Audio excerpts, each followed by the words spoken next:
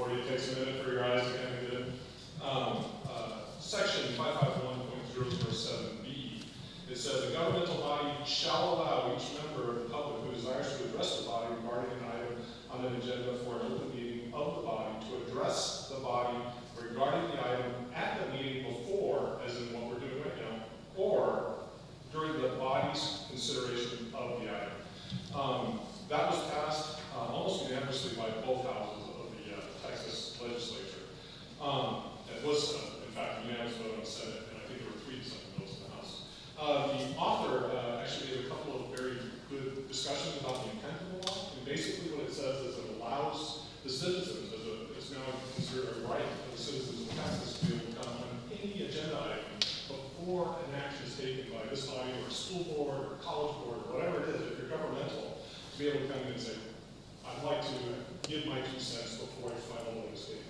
So if there's a second and there's a motion, then after you guys have the debate or maybe before, I'm not exactly sure, that's probably open to interpretation, but that would be something that you guys should open up the floor to. Anybody in the room have a comment? And so I wanted to go ahead and submit these as items, as exhibits for the minutes for next time. Or you the attorney, you're the city attorney. Can I submit this to you? Sure. Sure. Thank you. That's for your reference. Thank you. So just kind of building on the whole before, but it's nice to talk. More brains working on the problem solve a lot more problems. The other issue that I wanted to bring up was, you got 2.5 minutes left. Okay, I'll keep it very brief then. So I do hope that I'll be allowed to exercise that right when agenda item 6.2 comes up. We talk about the Terrell issue for the MOU. I've been reviewing the MOU. I'm not all the way through it. There's a lot of technical stuff in here. My background is I'm a water scientist. I'm a geologist, but my expertise is water science. I've been doing stuff for a long time. And there's some good stuff in here, and there's some bad stuff in here. And I think that one of the things you guys should do before you vote on this is take some time to go through this very carefully. Because it's not just an MOU in the standard sense of we don't like it, we just dissolve it. You are ceding governmental power to each other through an MOU, which is something that is kind of dicey when you get into the nitty-gritty of how who's getting control of this, or who might be maybe putting together some type of water policy for new subdivisions or whatnot. That language is in here. So I think that you should be a little, slower to rush this through. Take your time. I would advocate a no vote. That doesn't mean don't if it's forced to a vote. That doesn't mean I'm opposed to it. What I'm saying is take your time, figure out what it is that we're voting on, because there's definitely some action in here that we might want to retain those powers rather than cede over. And same thing with Terrell too. You don't want to be inheriting diseases, right? So we want to make sure that we're doing this as carefully as possible. So like I said, I'm only halfway through, but even I would, if I was in your position, I would say, well, hold on, I'm going to know until we can fix some of these problems. Okay. I'm not saying there's a good stuff. Fred, out of time. Thank you. Thank you for the opportunity. Thanks, Paul.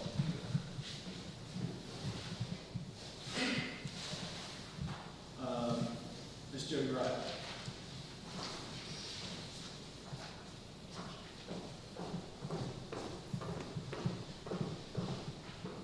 Jody Wright, 1513 Royal Drive.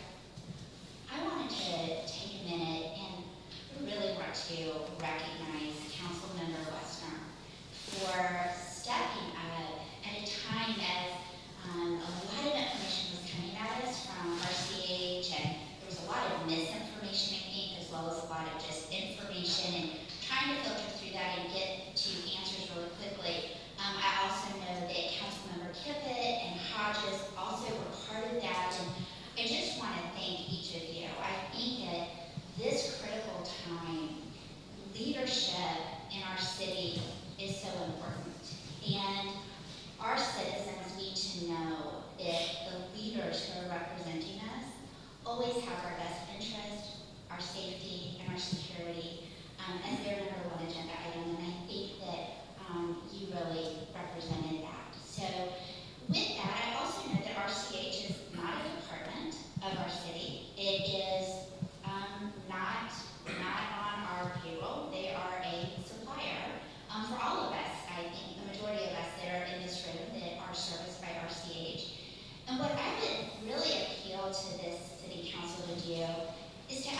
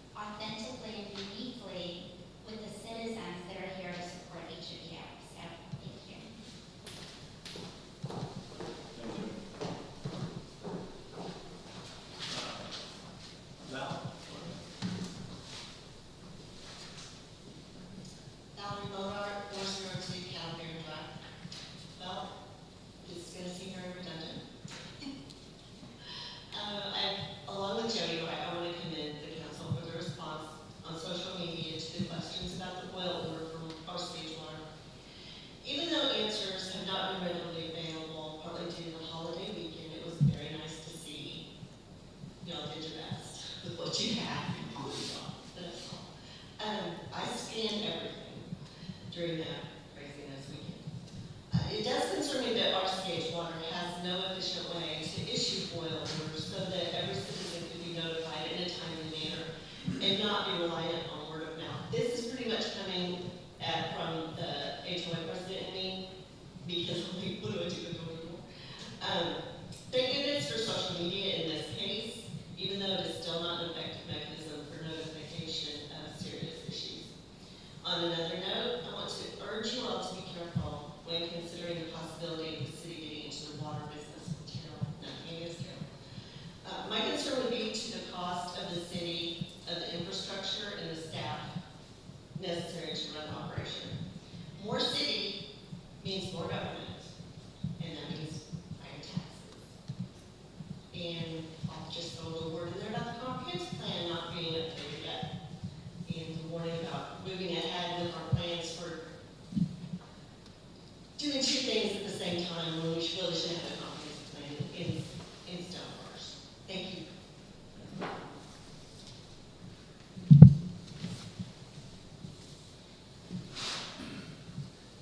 Mr. Steiner?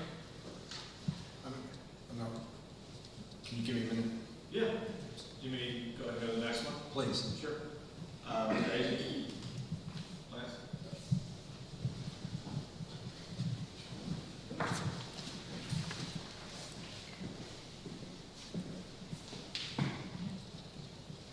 Lance AG 1509 is gone. Thank you for letting me speak. Obviously, I'm here because of the water. In 2014, I sent Nathan an email. Hey, what's the situation with Mclendon Chisholm? Thinking about looking at some property out there. We're now several years down the road and we still have this. We fought battles. We sit in our garages, making videos. We do all this crazy stuff in the city instead of focusing on the things that are of dire importance. And water. We live in a community of homes for $300,000, well over $1 million, and we're boiling our water. It's not all your fault. It's some of the past people's fault as well. So let's just make sure that's very clear. I want to thank you for looking at Terrell for the water. Use your wisdom if you want to enter into something with him. I do recommend that you do place that building moratorium, and the citizens overwhelmingly, based off the polling, like that. We need to work with Dennis Bailey and the county commissioners and Judge Sweet for the unincorporated area, keeping that given away. Putting a building moratorium in place or a freeze point will allow RCH, which isn't a part of the city, to correct its action, or it gives you time to look forward to what you need to do to help solve that problem, or work with other entities to solve the water issues, which kind of goes back a few months ago when I spoke about receiving $4 million plus for a fire department. I think you now see the reality of why overspending on something instead of preserving some of those funds for emergency situations makes sense. Spending $4 million on a fire department when you can't pump water out of the hydrant, really, it's kind of stupid.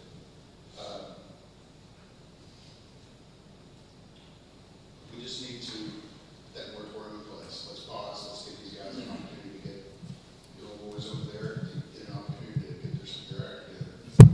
But they've had plenty of time at this point in time. There should be free passes for those clients at this point in time. I hope you'll listen, because I've come many times over the years and spoken to many people. A lot of them don't sit there anymore because they didn't listen. So I hope that you will take what I'm saying and what the citizens want, which is the moratorium for 90 to 120 days on building. You continue construction, but you got to stop it. So you can't pump water to people that need it today. And you can't supply to people who need it tomorrow. So just use your wisdom. I'm sorry that the mayor's not here, but I think that would be a wise move on your part to postpone that and to use some of that $2 million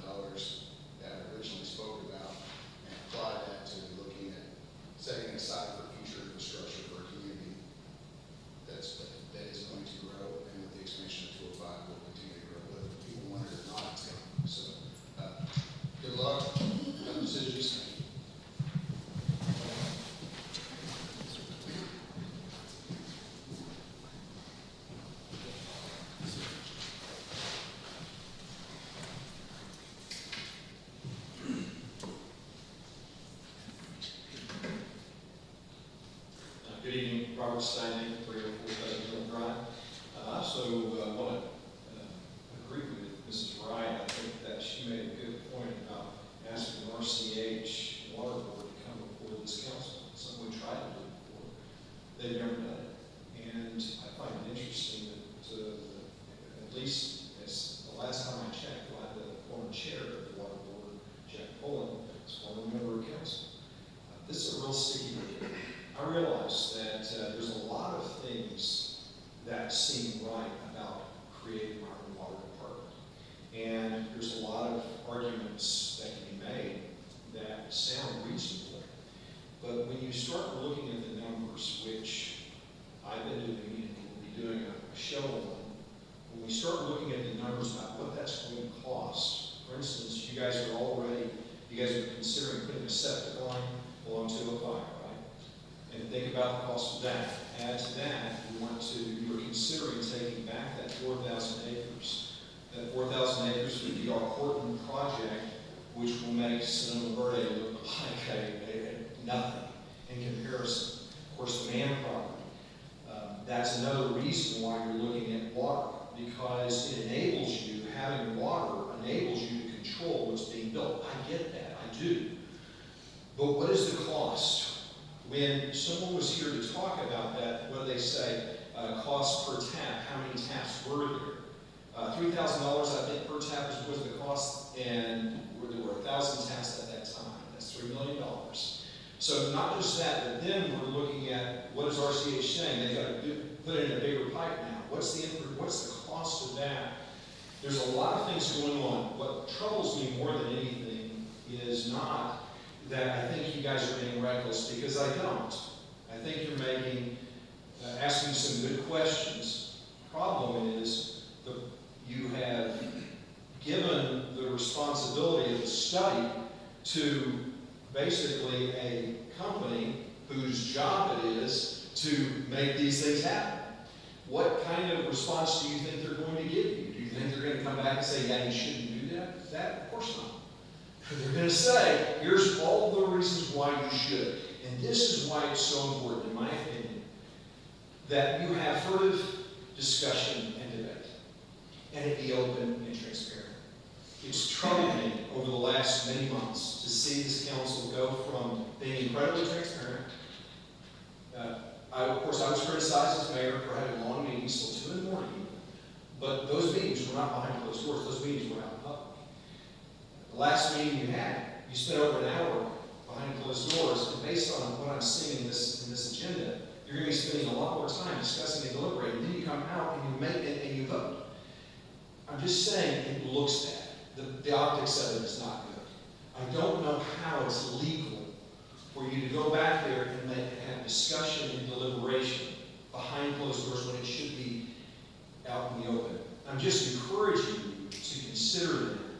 The MOU, I agree that the MOU, several people have talked about that, and there are so many problems with it that what really troubles me is no questions were really asked. Bottom line, if you move forward with creating a water district, you basically turn the key forever. We can't turn back. And basically, we will. What I'll say to that is, of course, I've been a big critic, and I realize I have 1 minute to watch my time. I've been a big critic of former Mayor Donegan for approving Sonoma Verde and Triple Creek on the very same night without the knowledge of the Board of Consent of Citizens, violating our 1.5 acre minimum home site standards. If you're going to do that, if you want to bring D.R. Horton into the city, you want to bring the man property into the city, before you do that, you need to change the ordinance of 1.5 acre minimum home site standard. I'm just saying, isn't that the right thing to do for integrity's sake, so that the citizens can know exactly what you're doing? I'm troubled by what I'm saying. Finally, I told you that I would be doing a show on all the fire calls. Well, and I also told you that I would be doing that I had 7 years of data. I actually have 8, so I will be doing that show. And I hope that show is helpful to you. And I'll try to get you copies of the information that I present. Thank you very much for your time tonight. Thank you, Robert.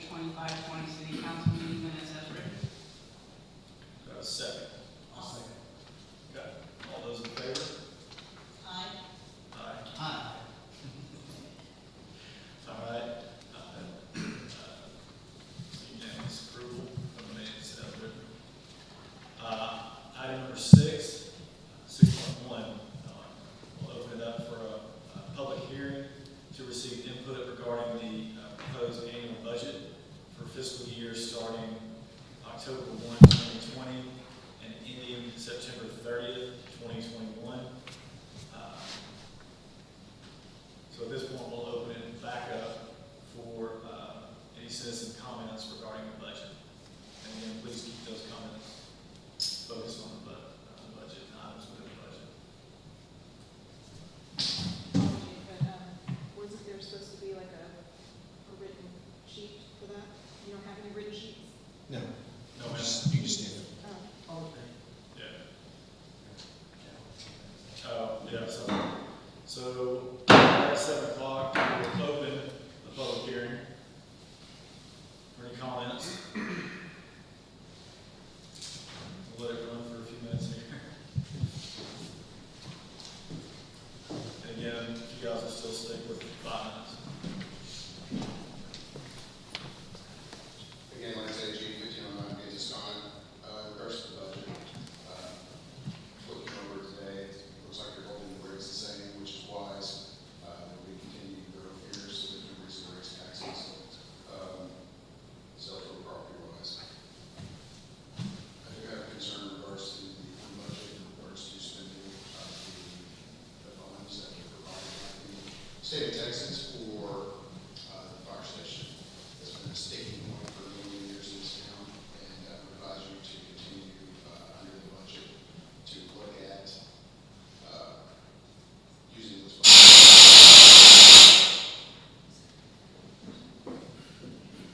Look at using those funds wisely to address certain things. Again, I would also advise you into looking at the cost and the amount of money that's being spent on certain positions, and making sure you're getting that money back out of those positions.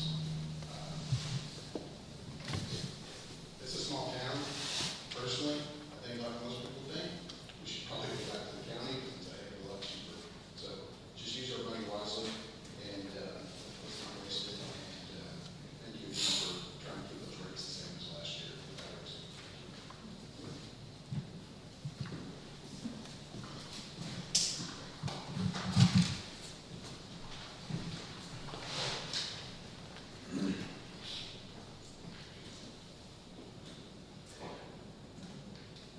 Good evening. Okay, good evening. Is that okay? My only issue with the budget is this: what is the plan? What is the long-term plan? We've expanded the size of government exponentially because of the fire department. That's the issue that I'm struggling with as a conservative, because I don't understand where we're going. And Lord, I heard you say, when we become home rule, I get that the mindset of the council is that eventually we're going to become home rule, and possibly after this census we'll have 5,000 people to do that. Just so you know, I'm going to campaign hard against home rule because I know home rule means bigger government, and there's no other way around that. There are cities that are 20,000 plus that are type A, general law type A cities like ours. And I hope that we stay that way. We can stay lean and mean. We can do everything that we need to do.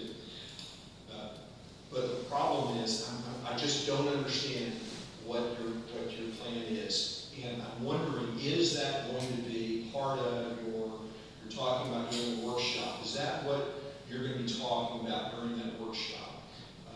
And what is, so that we can kind of know what the direction that we're heading. Obviously, a lot has happened. We've got a lot of money that just came in. We've got a new fire department. We've given pay raises to the staff. We've given the benefit. The benefits are unlike any other that I've seen. And so it's a great place to work in Mclendon Chisholm. I'm just trying to understand, as a citizen and taxpayer, what is it? What's the next step? What's the next shoe to drop? Thank you.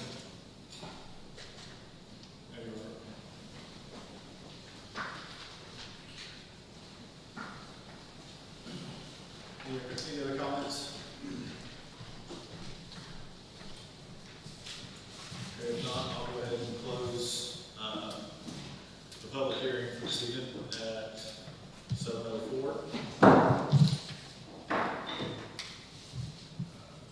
So item 6.2, discussion and action regarding consideration and ordinance approving the proposed budget fiscal year starting October 1, 2020, and ending September 30th. Is that 2021? It says 2020 on the agenda. Yes. Okay. Yes. Okay.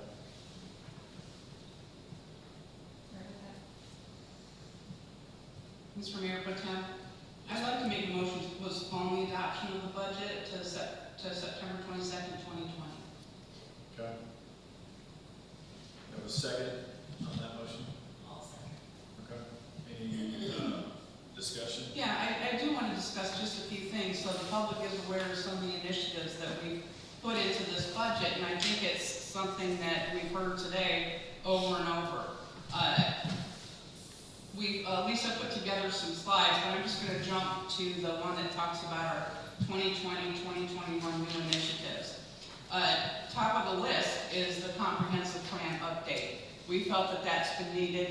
I think it's 2016 is the date of the last one, so we're looking at a 5-year plan, which I think is great. We're going to get that going now so we can determine where our city's going. In addition, the Economic Development Committee is in place now and we'll be starting work next week. So we've got a lot of irons in the fire, and the comprehensive plan is the first step.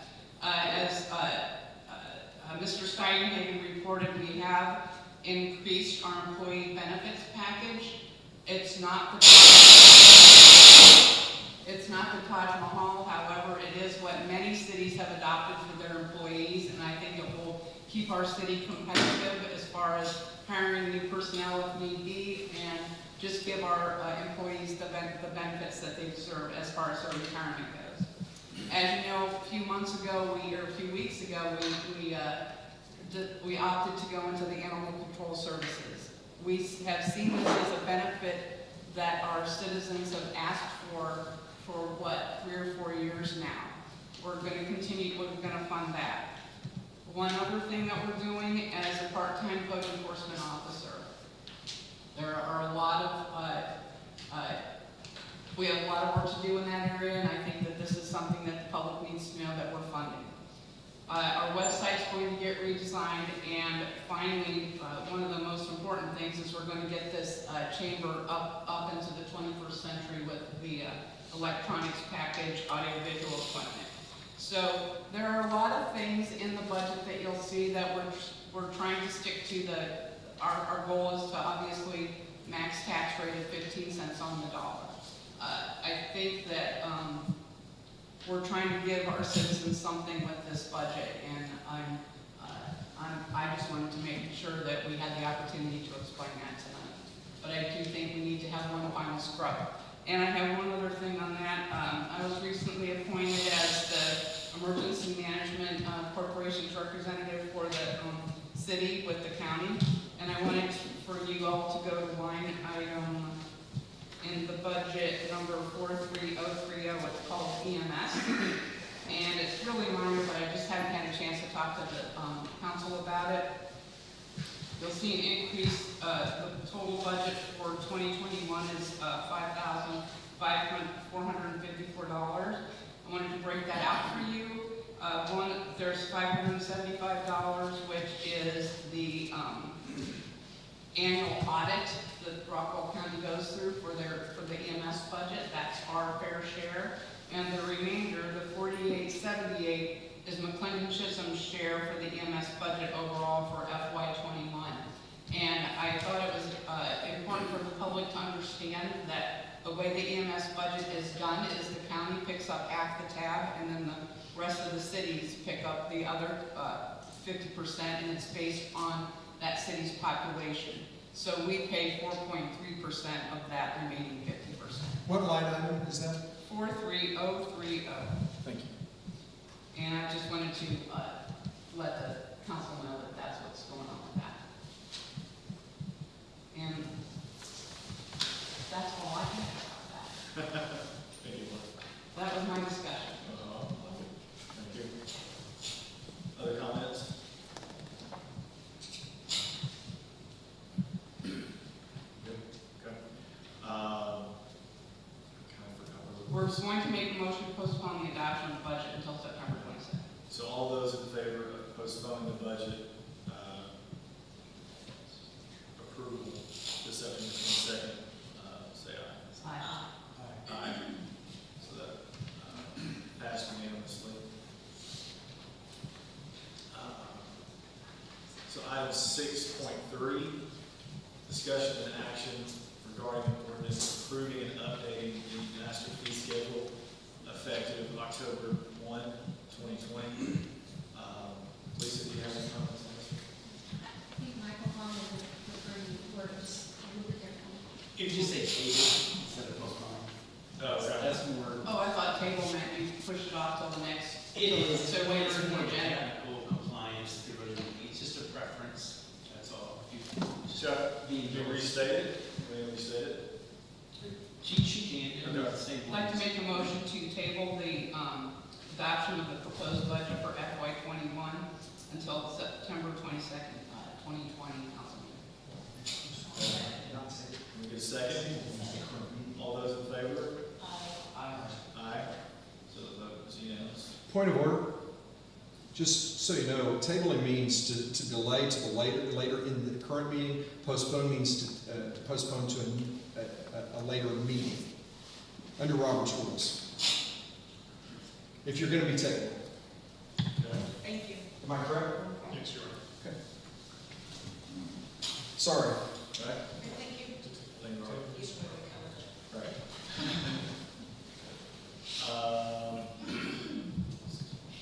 Sorry. Yeah, so back to item 6.3.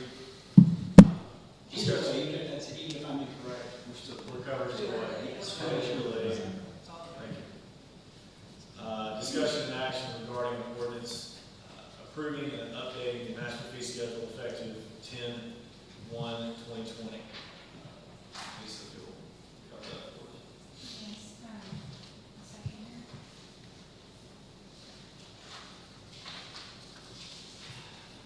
What you have in your packet are all the changes that we previously discussed, and I've highlighted those.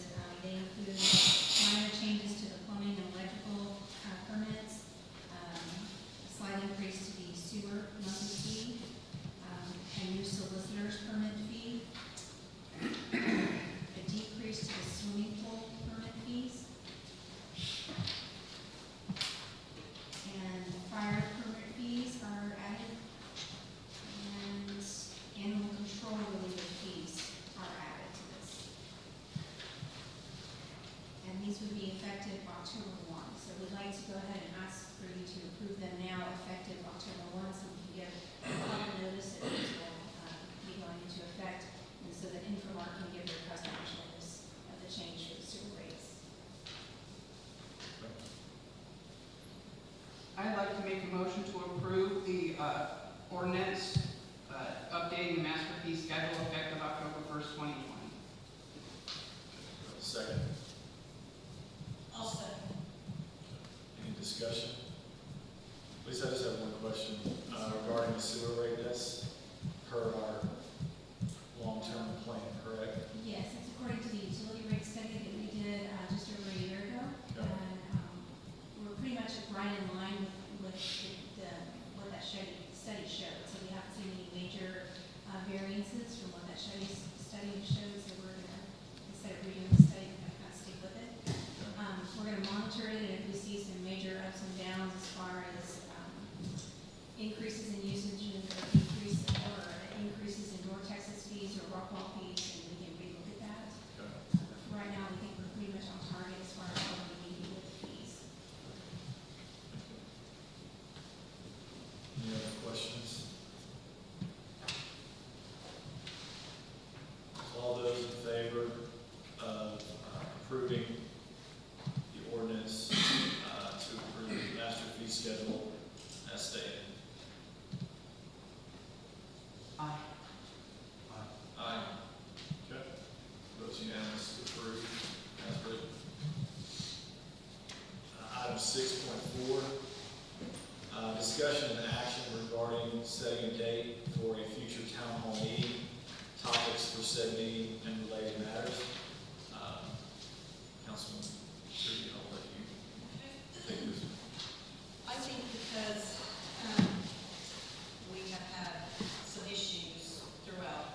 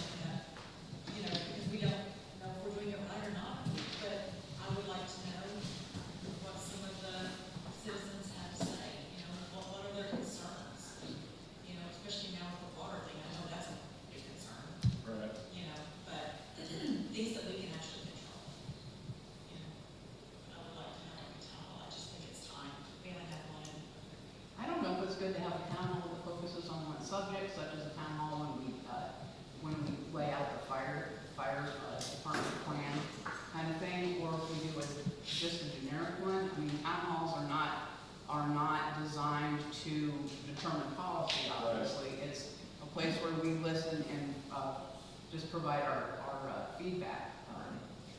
But I personally would like to limit it to maybe 3 or 4 specific items, because I think that it can get out of control and it goes, we may have, I just think that if we start off with that, how's that sound? Let's start off with one that just has, specific. Here's a question, do we want to do it here with the COVID, or do we want to do a Zoom town hall? Which, again, I don't know, I have no idea how to do that. Well, with our equipment, I'm not sure. Yeah. We can't even get microphones to work, we know we're off the Zoom. So I'm not real sure about that, but I mean, I think it would have more folks in. I'm just saying, I'm not, well, right, but I'm just saying, I just think it's an idea, I would like to see it on our calendar.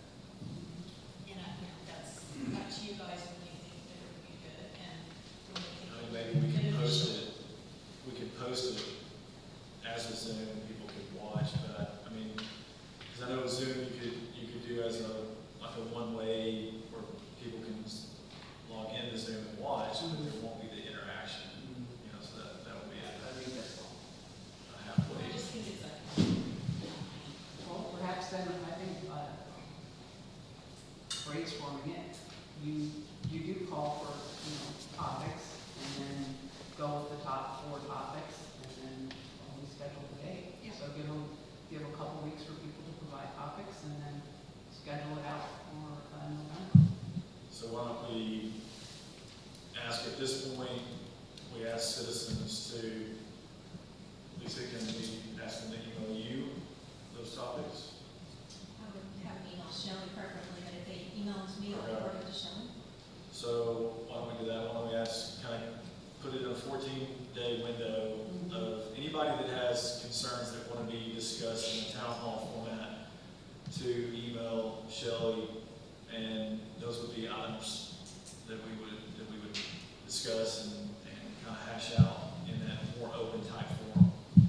Do we want to talk days at this point without Why don't we try to get within the 2 weeks, get the topics, and then we will all, within that time, find the date.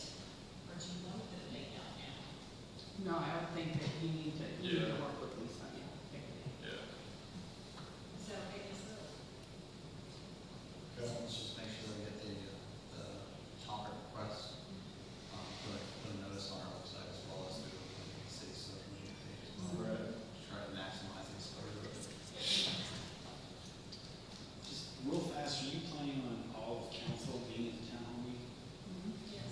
I would suggest, so if the purpose of the town hall meeting is to have a discussion back and forth with the citizens, which is fine, I would suggest issuing the town hall and just having a special call meeting with Elizabeth's discussion between council and the public, and you've got all the items that show up. My concern is typically, normally in a town hall meeting, it's 1 or 2 council members, but not a quorum.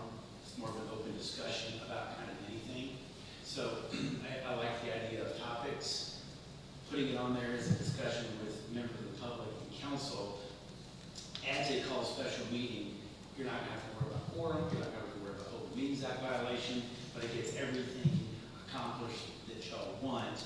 The citizens are giving you topics. So we can still have the interaction with. Because we're going to bring on the agenda, discussion, interaction, however we put it, with citizens and council on the following topics, and then we'll listen. Now, you can't deviate from those topics, but if you're going to have a quorum there, I think that's the best way. You're not going to be in violation of Open Meetings Act, so that's what I suggested.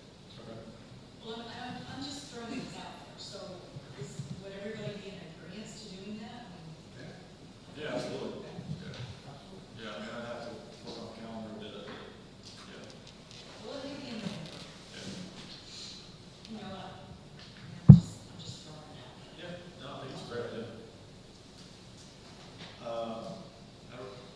So at this point, really, Lisa, that's our only course of action, is to email Shelley, have citizens email Shelley, any talking points that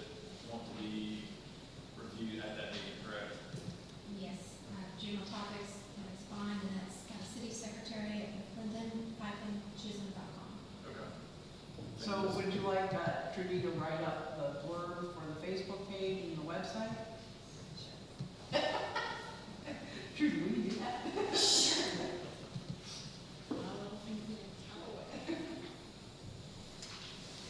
Okay, item 6.6, discussion and action regarding approval of an all-inclusive budget for the fire station / public safety building project.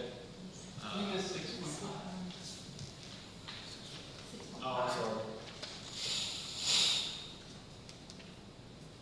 Sorry, item 6.5, it's just discussion and action regarding setting a date for the city council work session, retreat, and topics for said retreat.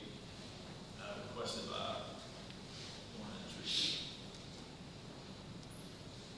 I know I put this on the agenda just because I know we're going to have a new city council member for sure, after November 3rd. And I thought it would be great to get everybody on the same sheet of music as soon as possible. I had originally thought the 17th of November, but after talking with Lisa, it seems like it would be better to do it right at the beginning of January because we only have one meeting now, and plus the special meeting in November, and then December we usually only have one meeting. But I had suggested more generic, this is how a city council staff works. And from my point of view, like how do you prepare for agenda, how to read the budget. This is the roles and responsibilities of the DOA, PSC, the EDC, and the support staff. And then explain the differences between ETJ, the unincorporated area, fire district, blah, blah, blah. I wasn't sure what your take was going to be on the offsite, and I wasn't sure what the mayor or anybody else was going to say. So I just said, but that was my idea. But I'm taking that on, I came into office, and it just helped to have kind of like a, municipality 101, just kind of going to sit there for hours and listen to somebody just tell us a short story of what some of the issues we have are. I think that would help tremendously with a new person coming in, that type of thing. So I just think it wouldn't hurt. So do you have any, I think it's a good idea, who do you have in mind as far as who would coordinate, like, who would be teaching that? You know what I'm saying? Who would be leading that discussion? Well, I'm more than happy to put it together. If you were happy with the format that we did a year and a half or so ago, when some of you came into office, we can kind of go with that. If you have some other ideas or some feedback from that, I'm happy to take that feedback and we can change that a bit. If I remember correctly with that, I kind of did a general overview of kind of how cities work, specific to kind of our general law type size city, and I had our consultants come in and introduce themselves and kind of explain how the PIN administrator works and what she does, and our engineer come in and our planner come in, and Infomar came in, I think, or maybe they were the other company back then. But each of them kind of came in and gave a little bit of an overview of how they work with us. I went over, I think, a little bit of what I do, and I'm sure she was, I think she put there, talked about what we do. We talked about budget, and the accounting came, we talked a little bit about finances. But we can include whatever topics you'd like, anything that you feel like we need to know more of, anything that you feel in hindsight as a new official that would be beneficial to somebody new coming in. I think it would just help. And for clarification, when you're talking about the entire council being there, The right? entire Yes. I just think that it would help. Were you thinking doing it here, kind of in a round table session like we did before? I mean, I thought that was fine. I think, I liked how you did it last time. Last year was really nice, kind of getting mustered on, what we want to see and the, and then just prioritize them. Was the one day too much, you think, or, I mean, would you rather do like 2 half days, or was one day too much? Well, I think that if we can all make it on one day, that'd be great. Right. So how do you, with something like that, how do we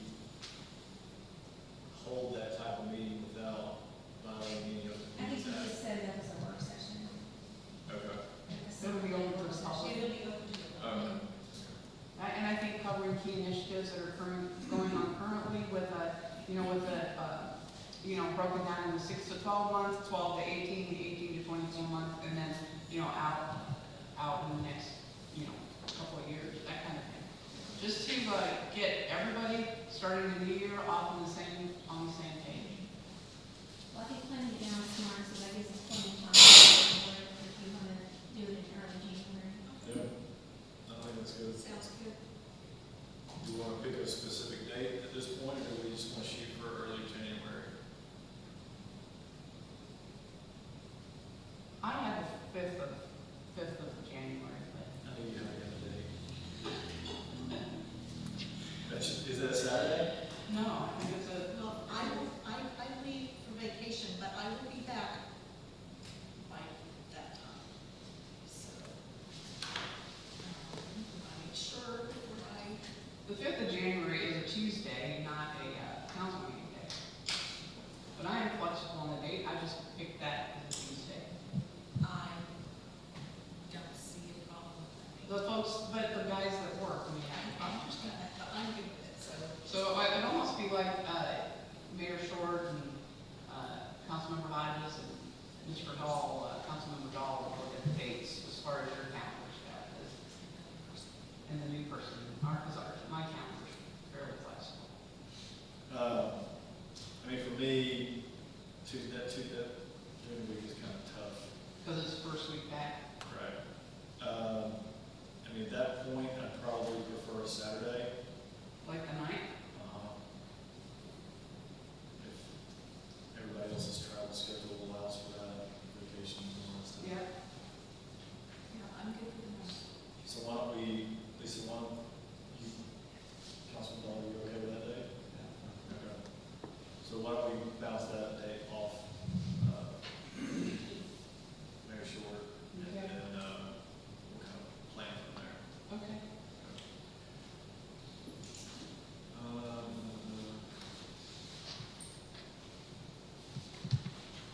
That's not anything we need to vote on, correct? It's on that date. I wouldn't now, because right here, you're not totally sure. Okay, so now back to item 6.6. Discussion and action regarding approval of an all-inclusive budget for the fire station / public safety building project, requested by Brian Rossborough.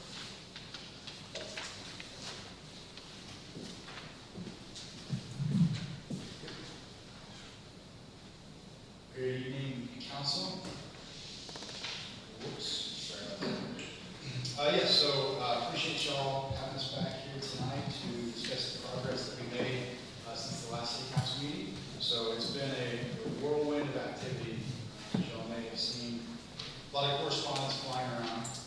So what we're asking for tonight is we talked about at the last meeting, as part of the process, we like to establish an all-in budget early on, and that really sets the parameters moving forward. It ensures you that we're not flying blind, and then we have, constraints that we're committed to staying within. So with that, after the last meeting, we visited quite extensively with Speak Factory. What you have there in front of you as far as budget is concerned, the all-in budget now that we have brought back to City Council, the last meeting, we were sitting right about the $4.5 million mark, which was what TxDOT had committed to the city. So we were sitting right at that number. Today, we've come back to you, and we have brought that number down to just over 4. Mayor Pro Tem? Yes, ma'am. I would suggest that maybe we might want to skip down to executive session 7.1 before we get too deep into this one and come back to it after we visit the 7.1 and 7.2. And then we come back to this one. Okay. Unless Ryan has No, I think that another that's, idea. yeah, I think that's fine. I think, the overall number I presented to you, but if you really want to dive into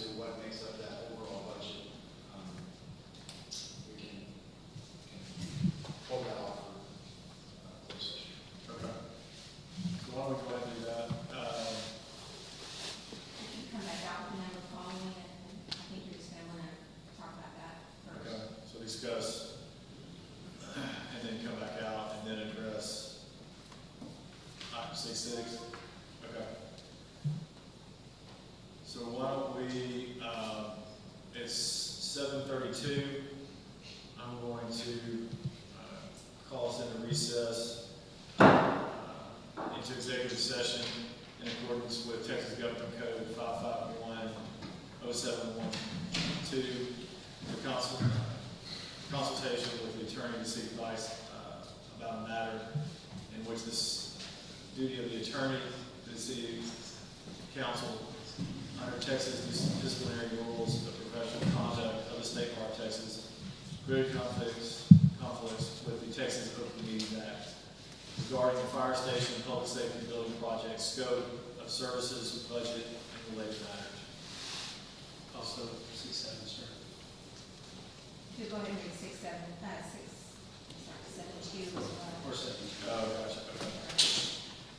And we'll also go into executive session for item 7.2 in accordance with Texas Government Code section 551-07 to seek advice on a matter in which the duty of the attorney to the government body under the Texas disciplinary rules of professional conduct of the state bar of Texas clearly conflicts with this chapter regarding consideration of entering into a contract with Factory Corporation for design and construction services for the Mclendon Chisholm Fire Station public safety building project. And it's now 7:33. So now,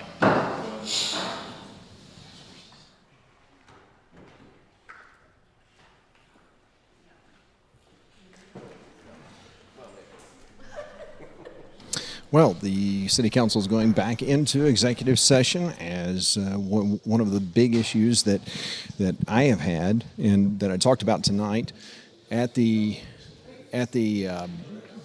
during citizen comments, I should say, was this issue, and that is the fact that they do so much behind closed doors that very few people get a chance to really understand what they're doing. And with me is the Iron Lady herself, Adrienne Balcom. It's great to have you.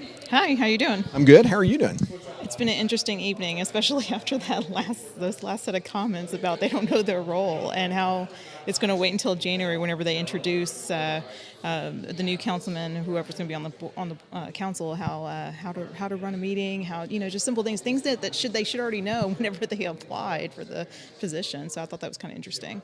One of the problems is technical difficulties kept a lot of your citizen comments out of being broadcast.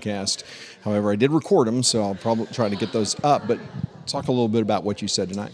Well, essentially, the city engineer is involved with the water, and for example, the RCH. There's approvals that need to be made on any of the piping that goes down, and so it's explaining, and even in our ordinances, it explains about the involvement of the city engineer, and this was adopted back in 2007. So I was kind of like informing them that there's people that are responsible and they're not doing their job, and we continually have people not doing their job, and there's been a slow response, and they everybody wants to be nice and say, say nice things, but at the end of the day, somebody needs to be held accountable and do their job, and we need the right people, qualified people to do their job, and here they're trying to get into a water business with Terrell, and they can't even handle the one that we have right now.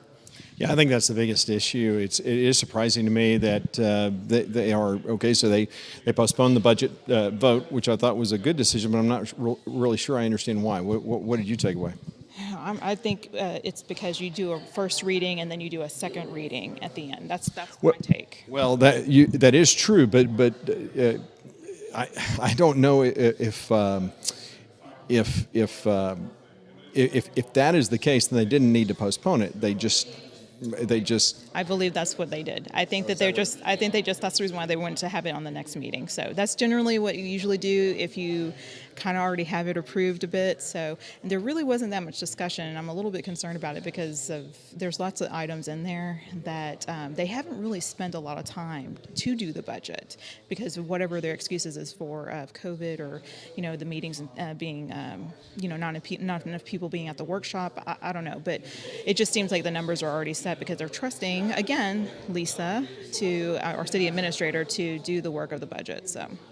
Yeah, I think that one of the big issues, well, I will say this. I thought the fact that Lorna Kippett wanted to talk about some of the things that were in the budget was a good decision. It's actually the first time that anyone on city council has actually taken time to explain what's in the budget and why. Yes, I noticed that, and I appreciated her vocalizing on that. Although there's a lot of items that was brazed over, like the city engineer, the city planner, how much money we're spending for the comprehensive plan, which is $25,000, and then another $25,000 for this man, which adds up to the amount of money that I said was going to end up in this man's pocket. So. Yeah, I mean that we did a whole show on that. The last show we did was on that very issue. So if you haven't seen that show, please go back and check it out because it's very informative. Gives you a sense of backroom deals. I mean, things the corrupt nature of how deals are being made in Mclendon Chisholm. Exactly. And I think that we need to hold them accountable to make sure that we get the best quality engineering, specifically, especially dealing with the whole water issue right now. And after whenever I read about the ordinance that was adopted back in 2007, so he would have been involved back then if he did his job. That is. Yeah. So it's interesting. Someone recommended a building moratorium. Of course, that's in Sonoma Verde, which you can't do. So I thought it's one of those things where you have people who come out and they just launch into the council and telling them to do things that they legally can't do. Another thing that the same individual actually mentioned about taking a couple of millions of dollars, like, because that's $4 million for the fire department that we're getting grant money for. Okay, that money is. I think it's around 4.5, but somewhere. Well, so 4.5 million is earmarked for that specific item. You cannot take a portion of the money and spend it somewhere else. Well, as long as it's exactly. And he was wanting it to go into water. It has to stay in public safety. Exactly, absolutely. And this is the problem, that you have people in our community who make gastronomical statements that are baseless, that are untrue. Here is one of the problems that I have right now inside the council, the executive chambers. They are meeting with AGCM, and that meeting. I do not know how they can do that. I know that they can meet apart from AGCM, but for AGCM to be back there right now behind closed doors, I don't know how that's legal, and I'm just wondering where if the district attorney can look into that and give us some kind of a decision on how is it possible that the representatives from the contractor is in executive session right now discussing budget issues. That was the other thing. AGCM just stood up and he started talking about budget, and he said, you've got the budget in front of you, but it's not part of the budget packet. It's not something that we're seeing. So if he's talking about it in open session, why is he not able to talk about it in open session right now? Yeah. Why do we not have a copy of it? I don't have an answer for that. It just seems very strange. I mean, I know that we've brought in the past, like whenever I was on council, like we brought in a contractor and he became an employee, and we brought him back to talk about employee related issues. Who is that? That was Chief Simmons, and so that was like. But that's an employee. Yes. Of the city. Saying that other than that, I don't know any other type of, situation that you would have someone go back there during executive session, unless it's a city attorney or a city engineer. Those are contractors. But other than that, it doesn't make any sense they don't have a title for the city. Yeah, I'm very confused about that. So okay, and so the other thing about the AGCM company, it was the only company considered, and then at the last minute, they when we put a public information request in, they decided, well, we'll cancel that city council meeting and we'll put out a request for proposals. Or excuse me, request for qualifications, RFQs, and that was supposed to make everything good. But the problem is at that next meeting, there was only one company that got to speak, that got to present, and that was AGCM. And this is the problem. This is the underhanded way it's doing. The Texas Attorney General's office is now looking into that through my request because this was not an open and transparent deal. There's something under the table. The fact that AGCM representative is in executive session right now is a demonstration of this continual corrupt nature of the way Mclendon Chisholm, that I would argue, is doing business. Well, you know, and I thought it was interesting that there was one, I think it was at a workshop meeting, you actually addressed the council in regard to requesting some items, and then Lisa made it, the city administrator. I keep on thinking that y'all know who Lisa is. Lisa's Right. the city administrator. Yes. And she made she gave the inclination that, she was just going to hand you over the documents later, like it was just like, something that she... Once they were approved. Yes, once they were approved, and then you went to go request of them, and then you were stonewalled. Correct, and then they appealed to the Texas Attorney General to be able to withhold that information. AGCM has also filed with the Attorney General saying they don't want that information going out because it provides a competitive disadvantage to them, which is bogus. And the Attorney General has already ruled on that, which I've highlighted in my response to the city, to the Attorney General. I suspect that the AGCM is going to do that. The problem is, once we get the ruling from the Attorney General, which will take, it's going to be closer to the election. Once that occurs, then we have to, and we may have to file a civil suit against the city and AGCM for violating some of these laws, because it doesn't, unless the district attorney is finally going to do something and actually follow through on Texas state law. Yeah, I think that, just even this discussion just a while ago about them not really being familiar, like their role as a city council member, it should be concerning for anybody, because it's like, you're running for these positions, you kind of have to know a little bit about what you're expected to do, and we continuously see it, that they have been in error over and over again. They're just going along with what staff is telling them, and they're not, they're just not ready for these positions. So if you're going to be voting for people, you need to know, what are they aware of these roles? And this is the problem that I have. We can't continuously vote for these types of people to be in office, because here we go. They're just going along with whatever is the status quo from staff. Well, it's interesting that we have one of the candidates here tonight, the candidate mayor for mayor, Val Beaudart, and ironically, the mayor is not here tonight. Yeah, I thought he was running late. This is running late. I thought, I'm sure he's going to show up, and I'm hoping he's okay. So maybe he's just running late. So, It is interesting that Val Beaudart has been to more meetings than the mayor. Seriously, since the mayor's been elected, Val has been more meetings. Well, I don't know how many meetings he's missed. I know that former Mayor Pro Tem Jim Bloom missed quite a number of meetings. Even whenever I was on City Council, he missed quite a number of them. So if you're watching Jim, hi. Where is Jim? I understand he went into an unincorporated area. Is that right? So that he didn't have to pay the taxes and could reap the benefits that all of the other those citizens who live in the unincorporated area, they are reaping the benefit, not having to pay for their fire safety. You and me, those of you who are taxpayers in Mclendon Chisholm, we pay for their fire safety. They pay absolutely nothing, and more than half of the calls go outside of the city. So that's the thing. I'll be doing a report on that. I was supposed to do a report yesterday, show yesterday and today, and did neither. So the fact that Adrian is even talking to me right now is a good thing. So one of the things all right. So one of the shows the next show this week will be about the MOU.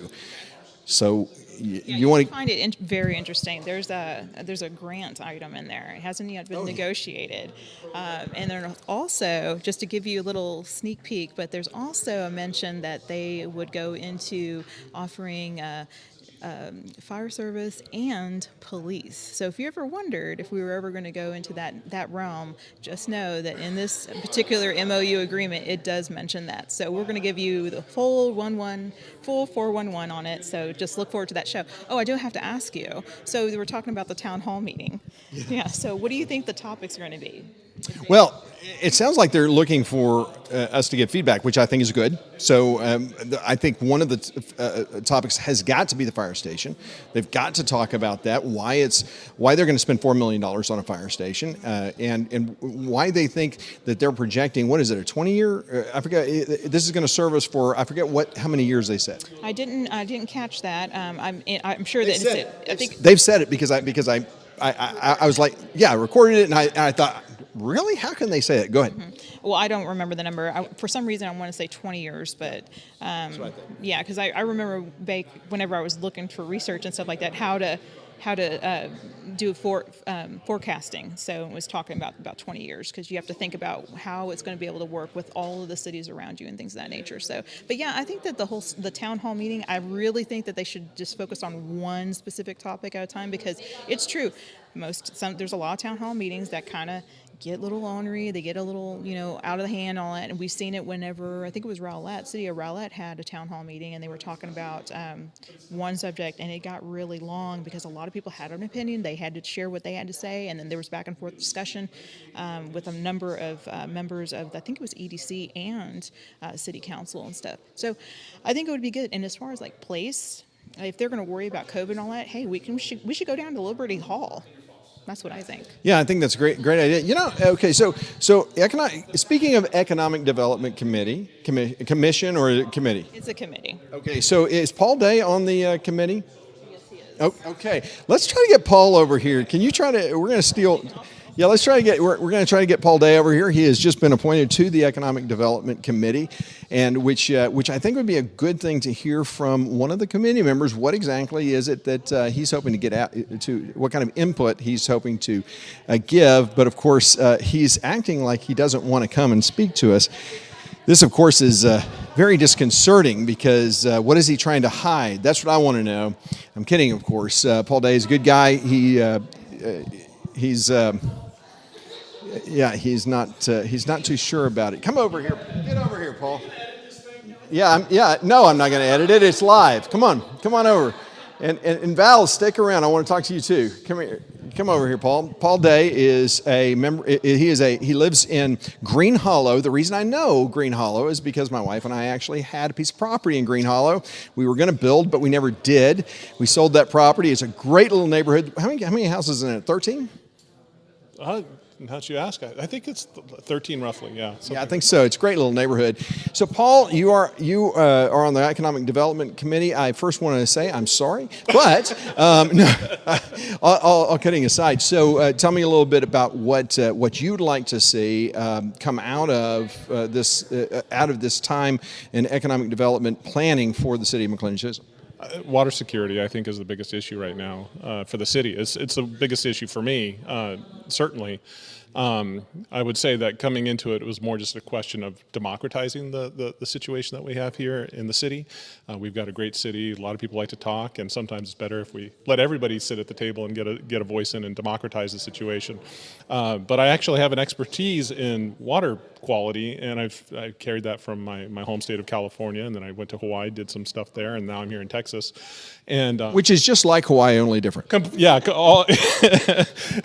And what I'm realizing is that there's definitely some water quality issues that prior experience is definitely going to be helpful for going forward, which is finding a way of making sure we deliver high quality water to the citizens of the town, while at the same time making sure that the future infrastructure can take up that, or the capacity will exist for future infrastructure. So quality and quantity at the same time. Okay, so I'm actually one of those who opposes the city getting into the water business. You sound like you're more in favor of it. I wouldn't say that I'm in favor of it. Actually, I've been on Facebook arguing with a couple of people about this. I'm actually a big proponent of getting private companies to handle the entire process, but to have multiple competing companies. So, I mean, I haven't fleshed it out, but if you were to ask me how I would want water delivered, I actually really like the electrical delivery system in Texas, where you have a wholesale producer and then you can go and pick your retailer. Why can't we do that with water?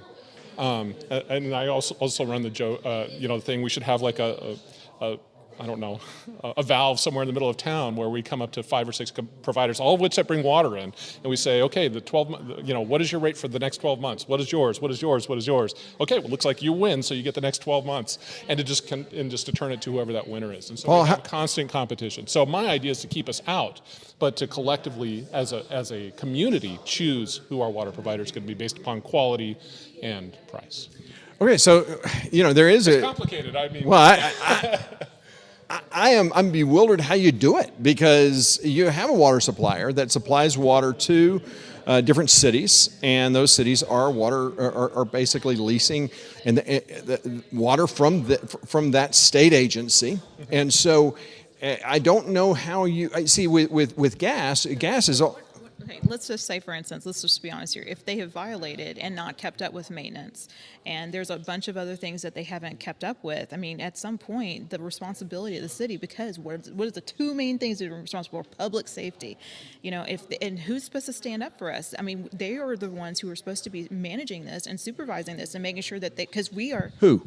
The city needs to hold these people accountable, RCH, because they can't sit there and continue to do this. How do you do that? And that's the problem. I mean, contract agreement. They need to keep up to the contract agreement, and in that contract agreement, they are responsible to let them know, like, we're meeting all the TCEQ requirements. That's what happened.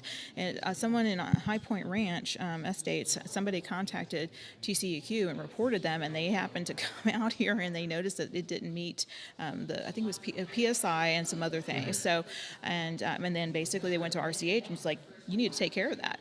And that's why they ended up doing their boiling notice. Yeah. So, yeah, I don't disagree with anything you're saying. The issue is, how do you privatize a water source that comes from begins in the public sector? Yeah, no, it's not in the private.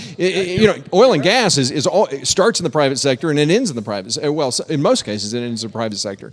So water is very different. My idea is pretty novel. I mean, I understand it's a novel idea and it's not done. So that's all I'm saying is it would be nice to be able to have competitors in the market, to actually have a marketplace for water. I would agree, but I'm just going to. The market is the question. Yeah, and I'm just saying, because of the constraints of the system, how it is established, I'm not sure how you do that. The issue, or for me, Economic Development Committee is really designed to talk about growth in business and how do you bring business to the city of McLennan-Chisholm. Adrian and I are on the same page. We're kind of advocates for the online model, that putting bricks and sticks up along our corridor is going to end in city blight, because people are not moving toward the brick and stick type of business. They're going online. Amazon has been a huge resource for the city of McLennan-Chisholm, because thanks to Adrian right here, thanks to Adrian, Scott Turnbull, these two basically highlighted the fact that anything that is purchased on Amazon or over the internet. The monies. We receive monies for the shipping and all that gets in. The tax dollars.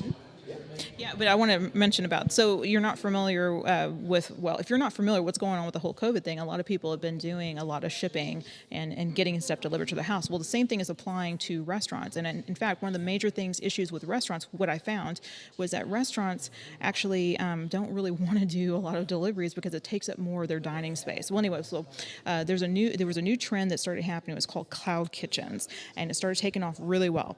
Well, anyway, now the new term is ghost kitchens.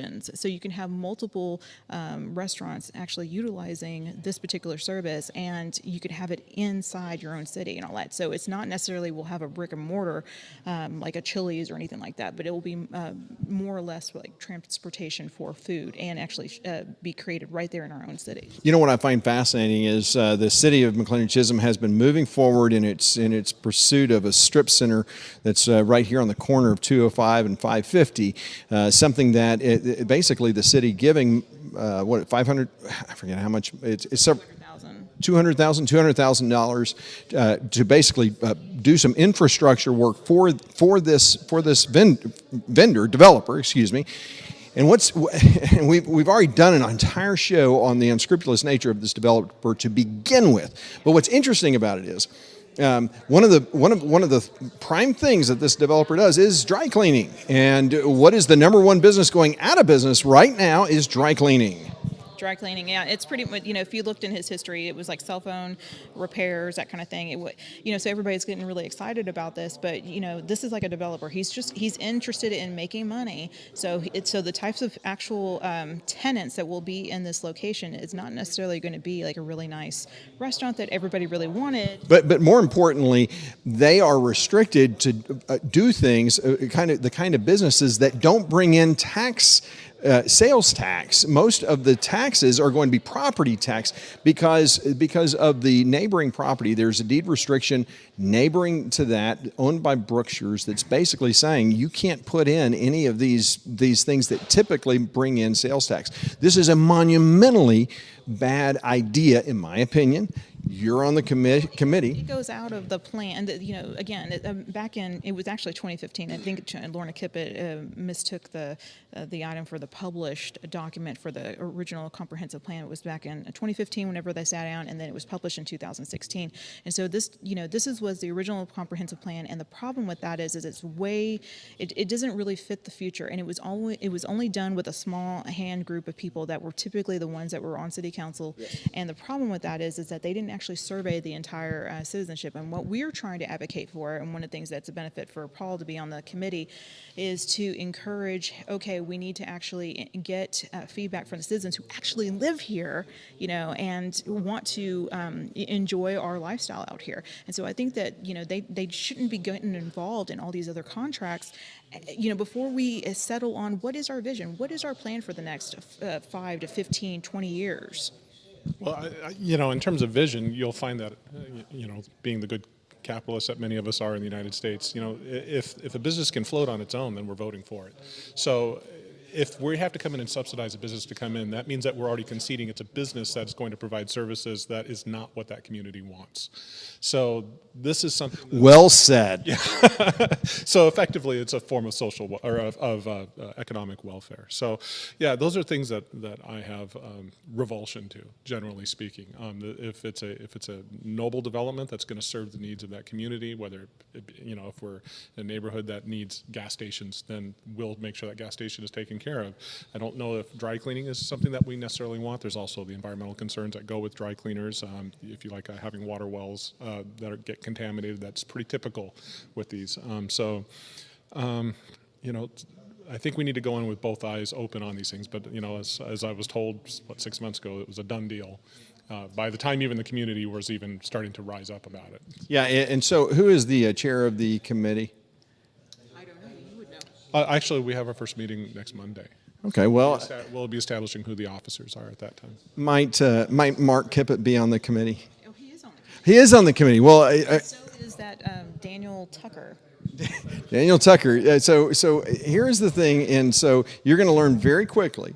And I hate to say this, Paul, but you are going to learn that you are the stupidest man in the world if you sit with Mark Kippett too long, because anything, if you disagree with him, I'm giving you a heads up. I'm just saying I'm not a fan of it. The Pennsylvania liberal who likes to raise our taxes. This is a guy who likes big government. He likes.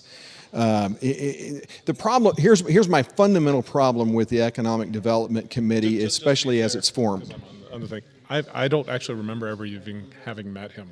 So no, I don't think you have. I don't. And again, on the internet, he's like, "Who's this Paul Day?" I'm taking him down. No. Like I said, I see. Okay. Yeah, you were stupid enough to attend a city council meeting. I saw you. I said, "Is that Paul Day?" Well, let's get him up here and let's talk, because we have a list of who's on the committee, and I was being facetious. Is Mark Kippett on it? I knew he was on it, but the point is, the problem is there is this mindset, and everyone has this tunnel vision in the city, and the tunnel vision. You all of the consultants, all of the people who are running the city and the city council. There's one way of doing things for a city, and it's this box, and that's the way you do it. You want economic development, you've got to put in businesses, and they've got to be this size, and they've got to do this, and they've got to do that. And I'm telling you, this COVID thing, I hope, if it's done nothing at all, at least it would have changed everyone's mindset to help everyone realize there's a new model, and we've got to be thinking outside of the box. And do we have to look like every other city? God, I hope not. And that was one of the things that was a beautiful thing about the city planner that we had, that I helped. The previous city planner. Yeah, the one that we hired that only was working for a year, and he understood that. I mean, he knew what was going on with his clients and clients as in municipalities. So he was aware of all the changes that was happening, that was coming down the pipe, because of business atmosphere was changing on how people shopped. I mean, people use their mobile phones more, and there's a lot of shipping that's happening. So he saw the shift.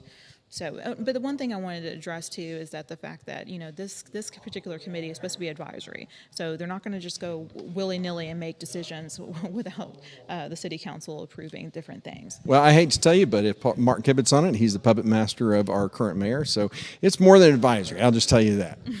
Well, he can only go so far, and he can't offer the businesses any incentives. That's for sure. And so that was the other thing that needs to be addressed as well. They need to know that they are limited on what they can sit there and offer. They can't offer economic incentives. Now they can come up with ideas and they can present all that stuff to the city council, or maybe even give advice about some things that they're reviewing in as far as a comprehensive plan. But I'm hoping that citizens do come out and actually share their opinion about this, because it's important to understand what's going on around here. Because you live here, you invested in a property here, and you're here for a reason. It's probably one of the reasons why each of us have come out here is because we wanted to get out and have open spaces. We wanted to enjoy the what was it called, it's kind of like a dark sky, and it was like a project. The Dark Sky Project. So it's me and I think it's called the Dark Sky Project. If we could become an international dark sky where people can come out at night and see the stars, no matter what time of the year, as long as there's if you go into Los Angeles, there are kids that have never seen the stars, other than the ones that they see walking on the streets, right? They don't know what it's like, and so when they actually go out, they can see the Milky Way. And so the idea is that this would be a destination location for not just kids, but astronomers all over the place, all over Texas, where they could always come and put out their telescopes and be able to look at Mars or Venus or whatever it is that they have an interest in, or look at the galaxies. So that is something that we are really interested in protecting. That, and also making sure the corridors for the wildlife on the Blackland Prairie is protected. So if we protect the Blackland, we'll protect our open spaces. And if we have those two things going hand in hand, we can make an environmental argument that goes along with our cultural argument of open spaces and how that works together with the culture that we have here. And if we could do that, we can protect the owls that we have here. And the owls, of course, keep the rodents out. And there's kind of this virtuous cycle that kind of kicks in. And I know that my experience with Texas people is they really like their outdoors. So, and even in the summertime, you still occasionally see a kid out. They're not always playing Nintendo or whatever. So, that's something that I have a strong interest in. So where are you from? Originally from Southern California. Oh, gosh. Another dadgum Californian. Golly. Please don't California my Texas is all I got to say. So, I was... California, when I was growing up, is a very conservative state. This was the state of Ronald Reagan. Ronald Reagan, you're right, and Pete Wilson, yeah. And then later on, as recently as 8 years ago or 10 years ago, it was Arnold Schwarzenegger, who was moderate Republican. But even we've actually had some very interesting governors over the years. Jerry Brown, who's at one time was considered just this very, very far left kind of guy, has become a centrist by comparison with who's in charge over there now. So it's a big swing. I have colleagues and friends over there that are contending, and they're Democrats, and they're contending with this massive philosophical switch in that state. And they're pushing back. They want the Democrats to be back about workers' rights and environmental justice and making sure that everybody got a fair shake and that America was about taking care of everybody. Unfortunately, it's evolved into something very different, and so that's happening out there in California. And my heart goes out to a lot of them. A lot of them are academics, and they're afraid to speak. Well, I'm saying these are people that are Democrats. They're going to vote for Biden, but they are not on board with some of the stuff that's going on. Yeah, so they move here, and so they're basically going. Hey, listen, we have had an enormous influx of Californians. We got one on city council. Another guy wants to be on city council from California, Dan Tucker.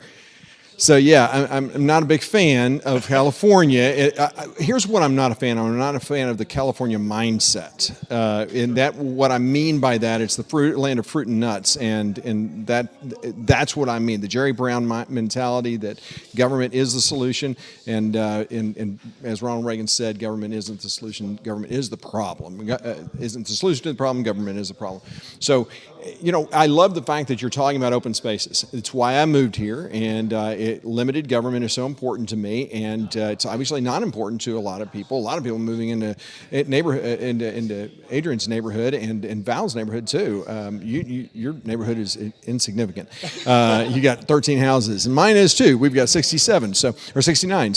But the bottom line is, my concern is that you know, if we bring in that 4,000 acres, if we do this man property thing, bring in water, becoming the water business, I mean, we've turned the key. We can't turn back, and that is going to change everything. Yeah, I wholeheartedly agree that the city should stay out of the water business. You've already kind of got a pseudo cartel situation going on. It's not working.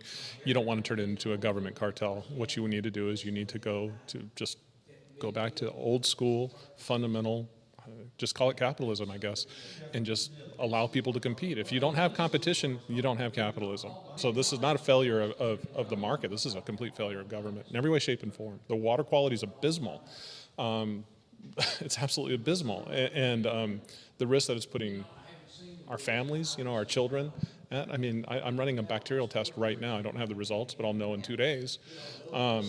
It will come up clean, but the risk is still there, even if it does come up clean, right? You know, and this is something that people should, with confidence, be able to turn on the tap and know that their children are going to be safe. Well, I'm just curious how bad it really is. So let me know how that is, because I'm one of those people who are like, I mean, as bad, it may be, from a government standpoint, it may be required boiling water. But from a realistic standpoint, growing up, I mean, gosh, I drank out of the water hose. I mean, I drink out of a creek or whatever. I mean, that's the way we were. And you know, I drove around, I bet you did too, without a seatbelt when I was a kid. I would run around in the car. I mean, around in the back seat. Yeah. Our parents, they were just abusive. Throw me in the back seat if I acted up. Yeah. Yeah, me too. I mean, we had abusive parents. You kids, you don't understand how hard it was. We all lived. We survived. So I'm just wondering, is this just much ado about nothing? Or is this a real issue? And I guess when you get your water test, let me know. Yeah, so it depends on what it is. If it's fecal coliform, that means that we've got some type of serious contaminant. Okay, yeah, you just convinced me that, yeah, if it has that stuff, yeah, you just let me know. Paul, thank you very much for spending some time with us tonight. Val Beaudart is running for mayor here in Mclendon Chisholm, and you know, they've set you up for a meeting in January, it seems like, to basically learn how to run the government. I'm so excited. I hope they know that. I hope you are too. So you know, it's funny, Adrian and I were just laughing about the fact that, you know, the mayor is not here, you are here. You've been to more meetings since he's been mayor than he has, and so here's the thing. I mean, I found it interesting that the mayor of Mclendon Chisholm is sent out a Facebook post, right, that said he's not going to go door to door for the safety of people, and yet what he said was that he also wanted to do something for Halloween trick-or-treating. Obviously, we wouldn't, if he wouldn't do it for himself, obviously trick-or-treating would be off the table. So is that the mayor's current line? I don't think he thought it through. Because I'm just telling you, well, the mayor wants the kids to go trick-or-treating. He won't go door-to-door campaigning, but the kids can go trick-or-treating. Hey, knock yourself out. But I think in fairness, the kids will be wearing masks. Don't they usually? Yeah, well, I'm just saying. I mean, you know, so they're plastic. You can't even breathe through them, so I think they'll be safe. Yeah, they may suffocate along the way, but that I always did. Yeah. Well, so what is so you've actually had a delay. You should be mayor right now because of the delay, thanks to Mayor Short, delaying our election to November because of this COVID stuff. We want to be safe. And anyway, I'm not a big fan of this of all this masks and social distancing, things like that. I'm not. So tell me what you're. I'm going to have you on the show. So we're just talking right now. So what would you say to citizens who are saying, why should I vote for Val Beaudart? Because I'm for transparency. There won't be nearly as many executive session meetings during city council meetings. I will be at the meetings. I don't work, so I can have office hours. I'll be able to be available to the citizens whenever they need me. If something goes awry with the water or anything else, I can be on it right then. You mean you're not going to wait I'm 24 not gonna hours wait. to call RCH? No, and yeah, that situation needs to be fixed very quickly. That cannot be allowed. Welcome to the Good Old Boy of Good Old Boy Network. The RCH is the Good Old Boys Good Old Boy Network, and you know, here's what I'm having. Okay, let's talk about. Do you want our Mclendon to get into the water business? No, Why? because that just opens the door for us to invite in more businesses and turn 205 into I-30. You know, as far as businesses go, and it just will not be our little bedroom community that most of us moved here for and we appreciate. Well, a lot of people are saying, especially those in High Point Lake Estates, High Point Ranch, that they want to see more businesses. I mean, ETJ. Excuse me? They're in the ETJ. It doesn't matter. It doesn't matter that they don't pay McLennan-Chisholm taxes. What they say, according to social media, is that the city of McLennan-Chisholm needs to be more focused on the community rather than its citizens. How do you feel about that? On the community. Well, they did help get Keith Short elected. I mean, they look at his finance reports. Lots of money came from High Point Lake Estates, High Point Ranch, and developers obviously are big supporters of the current mayor. That's true, but that's not where the rest of us want to be. You know, my front door faces 205. I can see the traffic. I don't want to see lights and billboards and McDonald's signs and all that I can just. I just cringe thinking that can happen in the next few years. This is the neighborhood I want to retire in, that my husband and I want to retire in, and I want it to be as peaceful and as crime-free as it currently is, and friendly. Yeah, what's interesting, so Adrian, you brought up a fact about the MOU with Terrell, and the fact that what would be required of the city of McLennan-Chisholm would be to provide both fire and police protection to not just our ETJ, but to their ETJ as well. So have you had a chance to look over that MOU? I did. What did you think about it? I don't think that our council knows what they're getting into. Yeah, I don't know the ramifications of it long term. We're going to end up with our own police department and fire department, the whole thing, before we know it. We're going to have to if we go along with this MOU. Yeah, the MOU will force our hands, and that's what's interesting about this whole thing.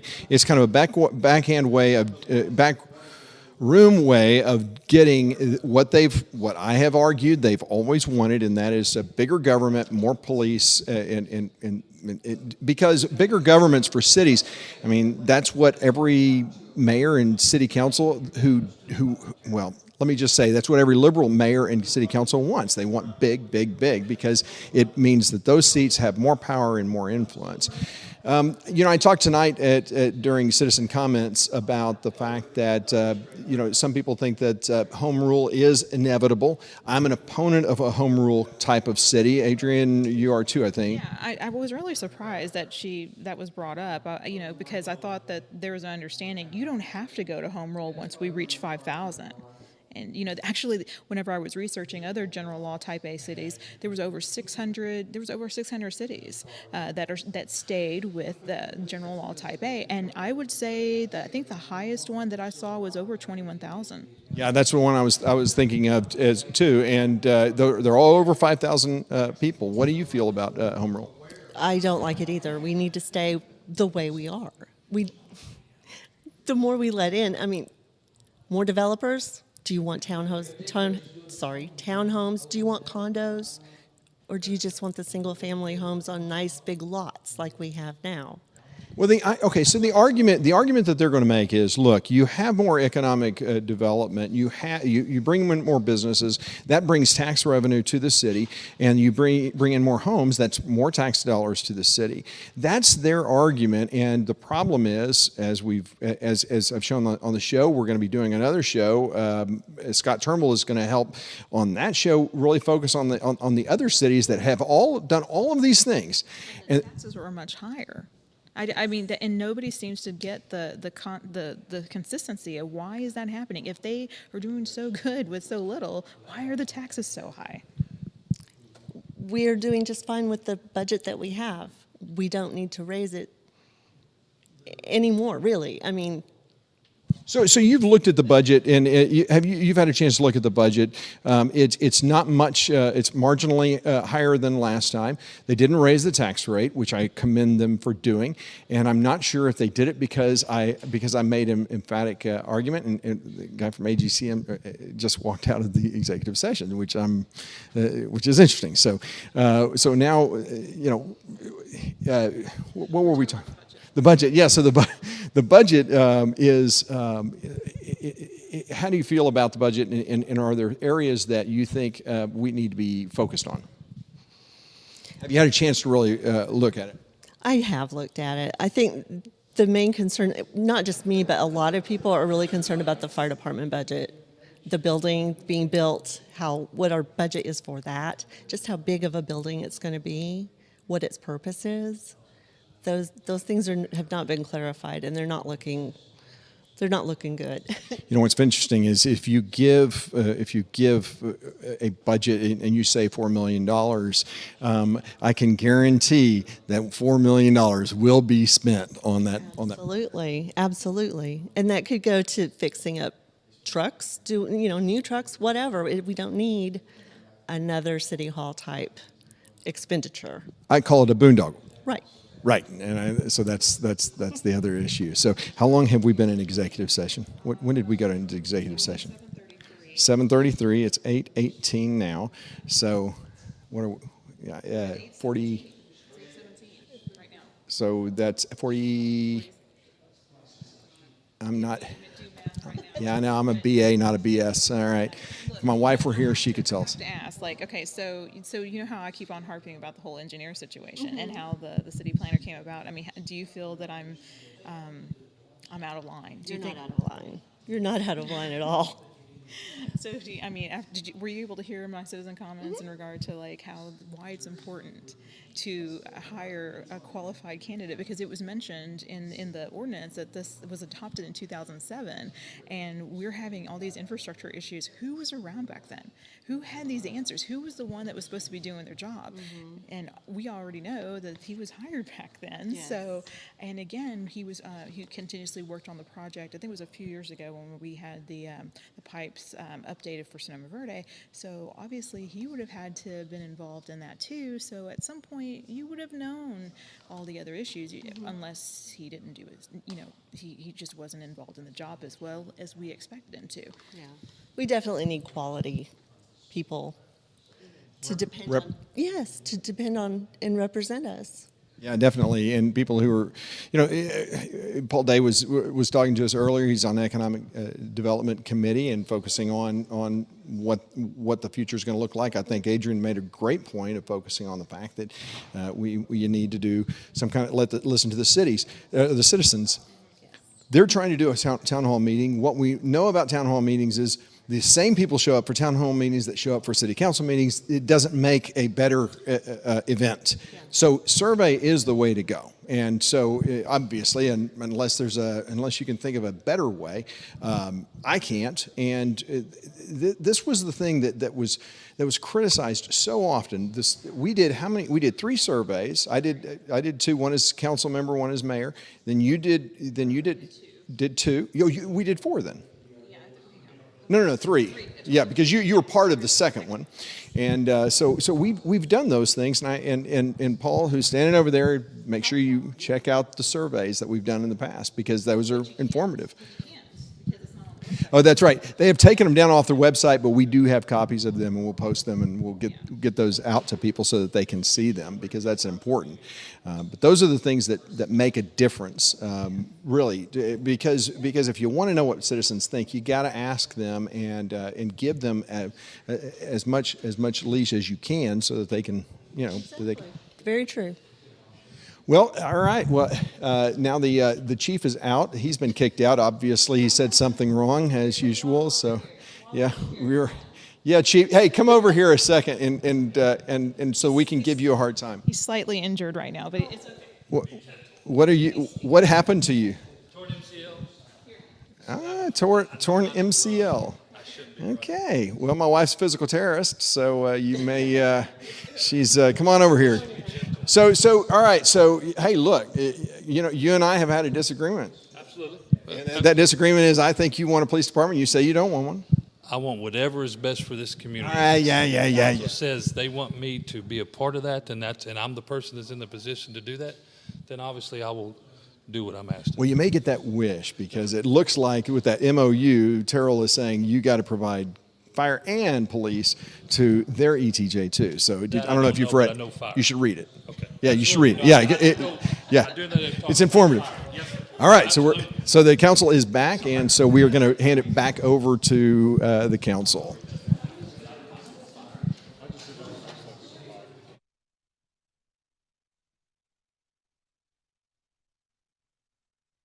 I wanted to.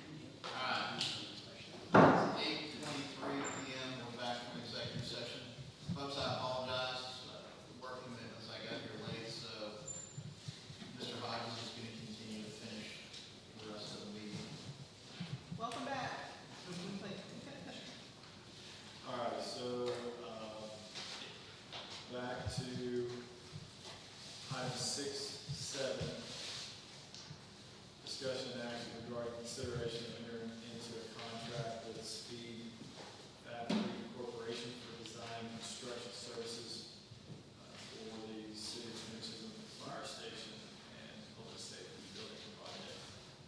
Do we want to go to 6-6 first, or? So we talked about 6-7. 6-7. So Ron, do you have any comments on 6, the contract with Speed Factory? Yes, so on 6-7, what we're asking for tonight is council approval to move forward with a stipulated contract in the amount of $3.615 million. This is down about $350,000 from the previous budgetary numbers that were run. And so Speed Factory, we've been working with them the past couple of weeks. They've really stepped up to help us find ways to make this building more efficient and more friendly to the local environment here. So just to give you a heads up where that stands, that puts them at about $314 a square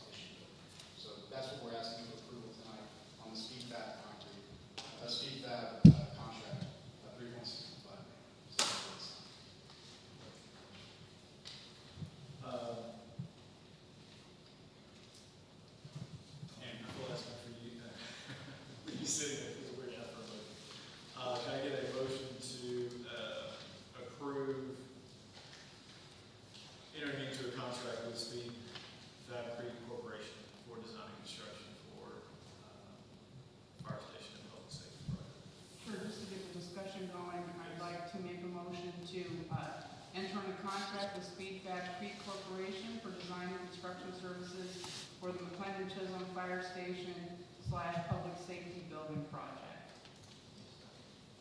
We have a second? I'd like to say, Good. We'll open it up for discussion now. In regards to my experiences early on talking to,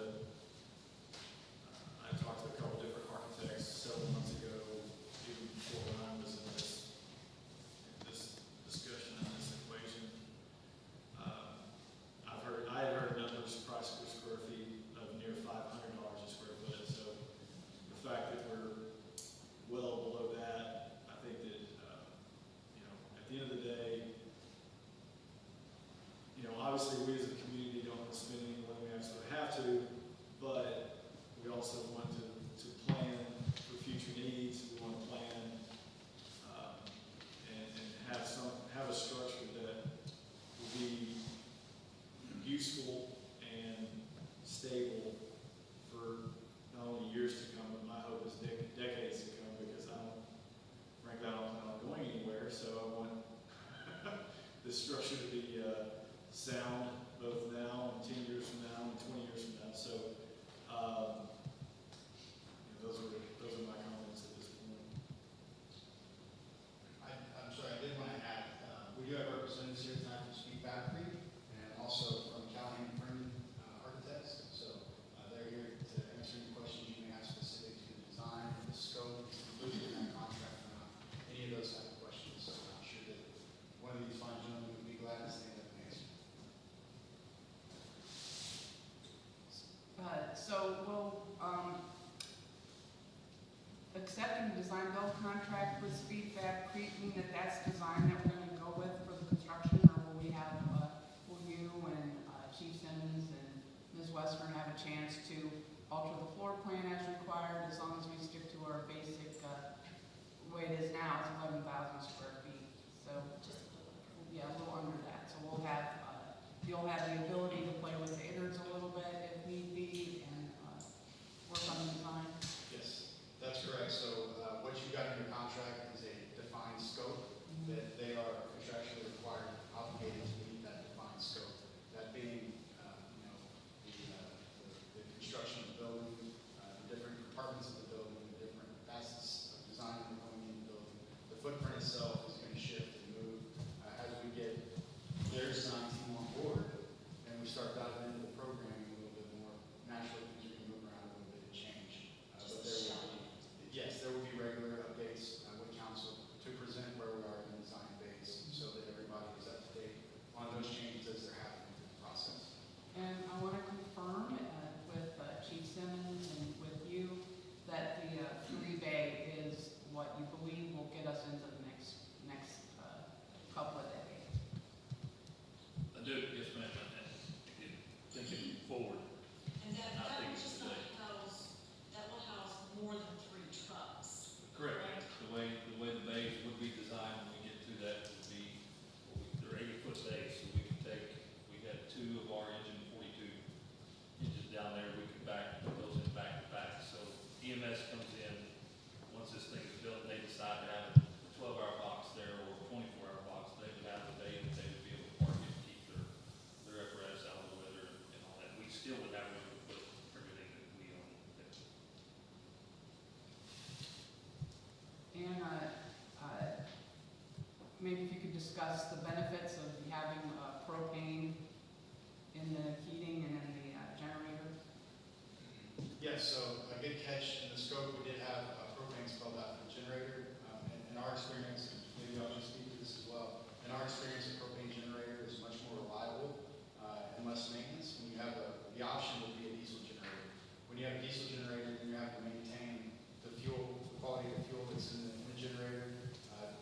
Water gets in there, you have to drain it, it may or may not fire when you need it because the fuel will be contaminated. When you have propane on site and your propane, once you get that propane tank full, it's pretty much maintenance free, and they're very reliable to starting. Would y'all? You say you're right. Yeah, you're right. And if you could speak to the, there's been some discussion about an open bay barracks versus a versus an individual dorm room. If you could talk about that a little bit, why, how that works in other stations. Ron Allen, President Steve Thacker, thank you for this opportunity to be here tonight. Alan Huckabee, he's the lead architect on this project, and he can address your question on that. Thank you. It's on the track. Thank you. Good evening. We've done quite a few fire stations over the last few years that I've been involved in, and all but one had individual rooms. The one that we had a bunk room, I'll call it, was a very, very small station that was a volunteer station, and nobody stayed there on an ongoing basis. We found that having individual rooms for what you would be able to have is 3 shifts, so each room would be really the room for 3 different people. Gives some privacy, coming back from a shift, or coming back from a call or whatever, it's a place that people can go kind of out of the mix. So there's just a need in a facility like this to have some privacy, which is really not afforded anywhere else in the building. So for lots of reasons, it's a good thing to have the individual rooms. And we've been thinking through the rooms in this facility and how they could have some multiple uses, especially until the such time that you might have a full house, so to speak. Exactly. So they're being thought of as multi-purpose rooms until such time that they might need to be dorms for the full use. Okay, thank you. My understanding, what I learned about it today, I guess that's the trend now in fire stations to do those styles. Absolutely, absolutely. Like I said, we've done several stations in the last few years, and only one has not had that. And as I say, that was an anomaly. The industry standard across the board is the individual rooms. Like I say, they're not for one person, they're for 3 people. They would have lockers for 3 people, and they would be set up for shared use. Gender sensitive too. Ron Ham just suggesting that I remind us all too that this allows for both men and women. Yes. Because if you did that with bunkers, you'd end up with 2 bunk rooms, and you'd probably end up using about the same amount of space as we're doing in individual rooms.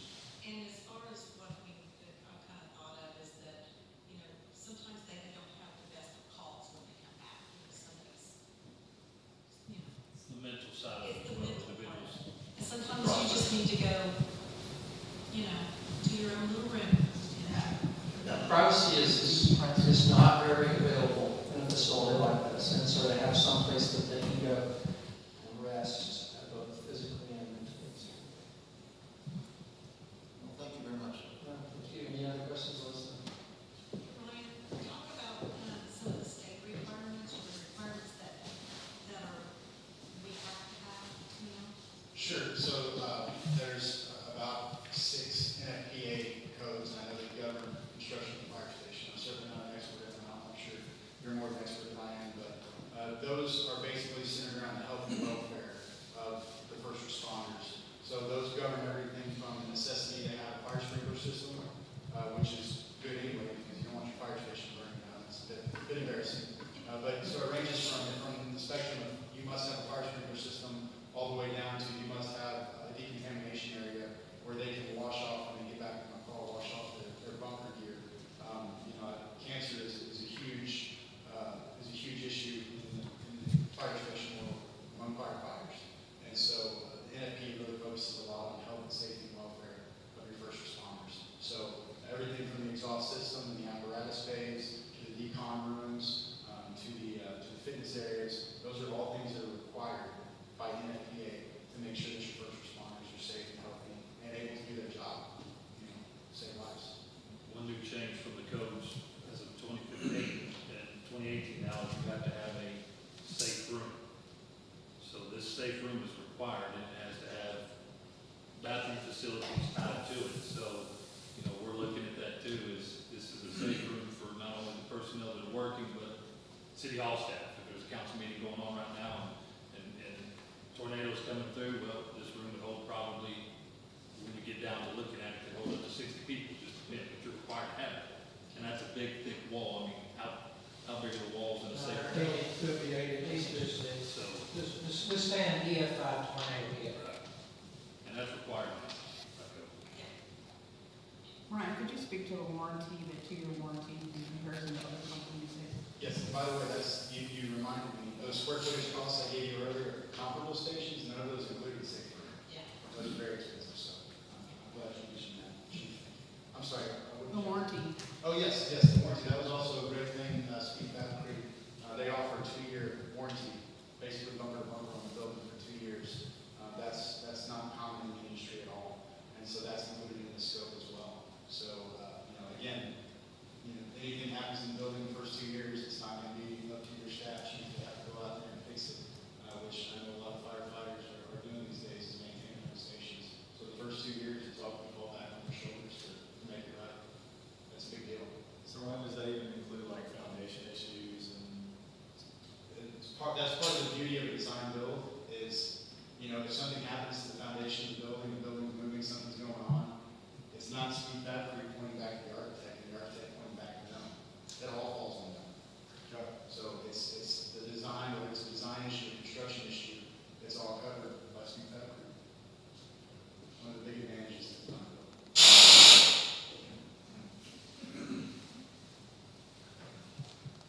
Any more questions?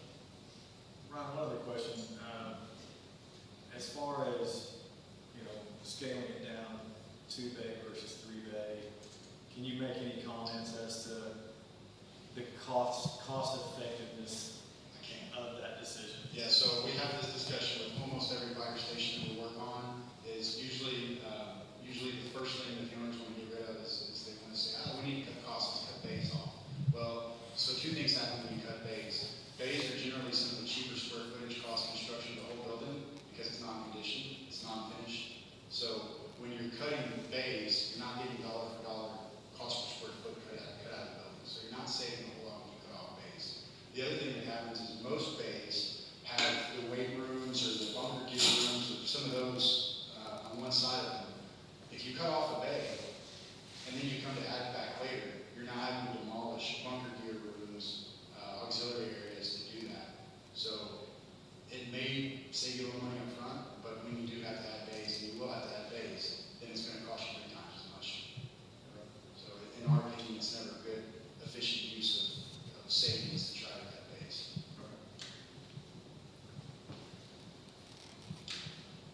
Yes, And I'm sorry, I just want to remind you all one thing, just for the record, so everybody is clear on this, our contract is not tied to the cost of construction.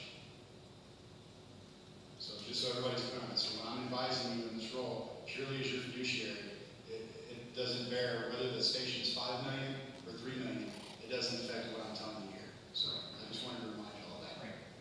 Since this is your first go around with the project manager. Right. Thank you. All right, thank you, Ron. Other comments or questions? I can hear what you said, Bob. Is that everything I wanted to ask was already addressed? So, this time I'll ask for a motion to approve entering into a contract. No, we already did that, sorry. Ask for, Any more discussion?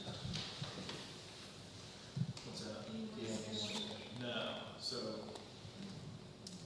ask for a motion or a vote to approve or not approve. All in favor? Aye. Sorry, you said. There you go.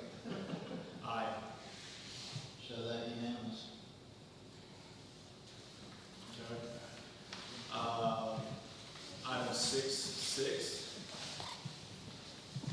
Discussion and action regarding approval of an all-inclusive budget for the fire station public safety building project. All right, so as we talked about a little bit earlier, we started down the trail a little bit. So you've now got your construction contract approved, but we know that that's only a portion of the overall cost of the station. We're also going to have a number of soft costs that are associated with that construction station. That includes everything from flagging the site, surveying fees, geotechnical materials testing, furniture, fixtures, and equipment. It's going to include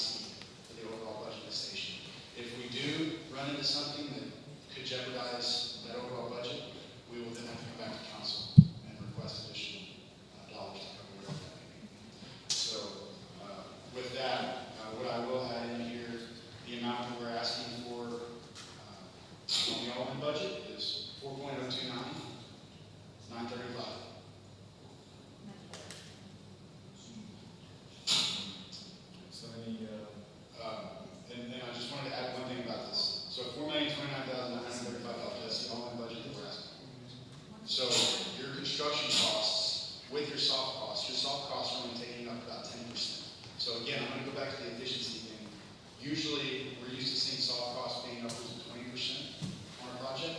So working with the chief and Lisa, we squeezed this down. I mean, we really squeezed it all the way down to about 10% soft costs. What's the soft cost? The soft cost is everything not construction. That's what we consider soft cost. So that would be, like I said, your furniture, your equipment, your utility connections, all those things that are not included in your contract. If we have to bring electrical over to the site, those sort of things. Okay. Surveying, geotech.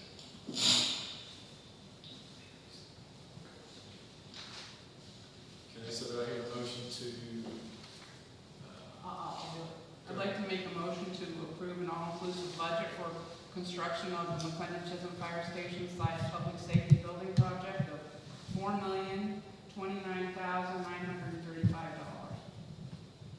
Can you make that an amount not to exceed? Not to, oh, yes.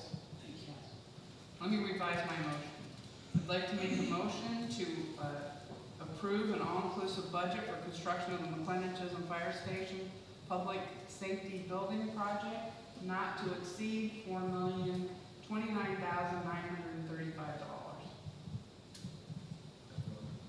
do I hear a second? I'll second. Any further discussion?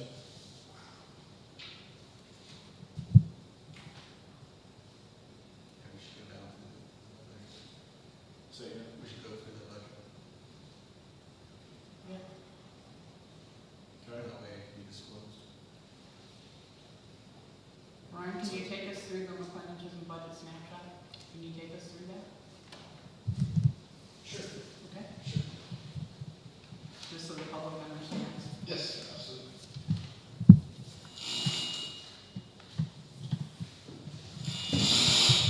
I'm not sure if that's me, Dave. Is that me? This is not recorded, so you just speak loudly, sir. Yeah.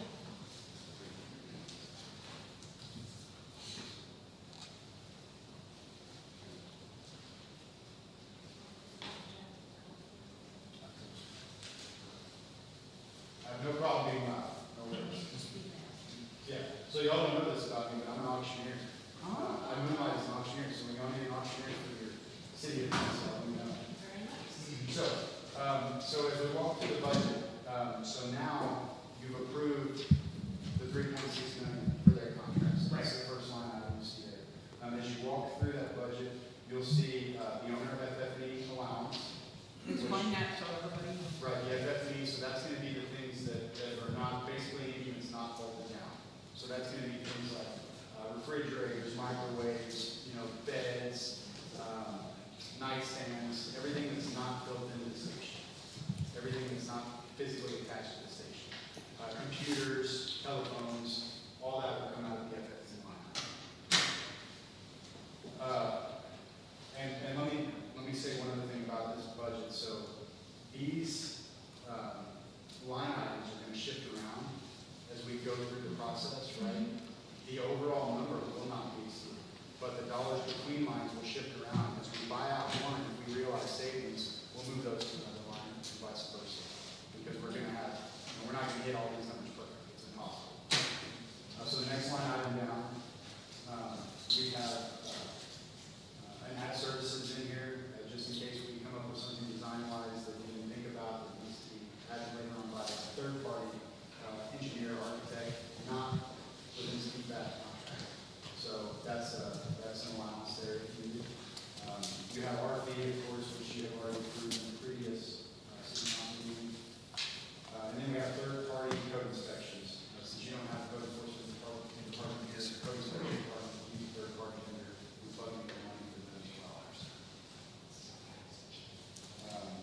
You see a lot of zeros in there. All those zeros is because those are picked up in feedback Creek's contract, so that's why those are zeros. They were not required. Commissioning, for example, we were carrying commission originally.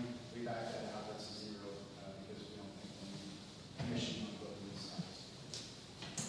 And any that we do need is included in this meeting.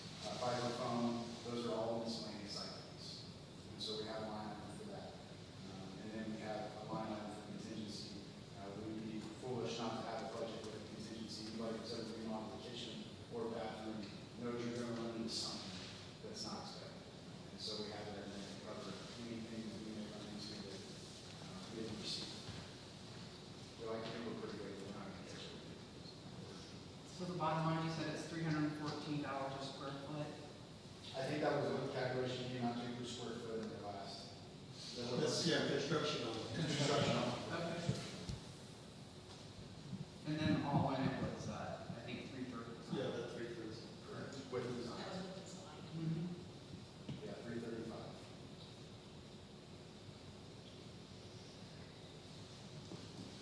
Any other questions for Ryan at this point?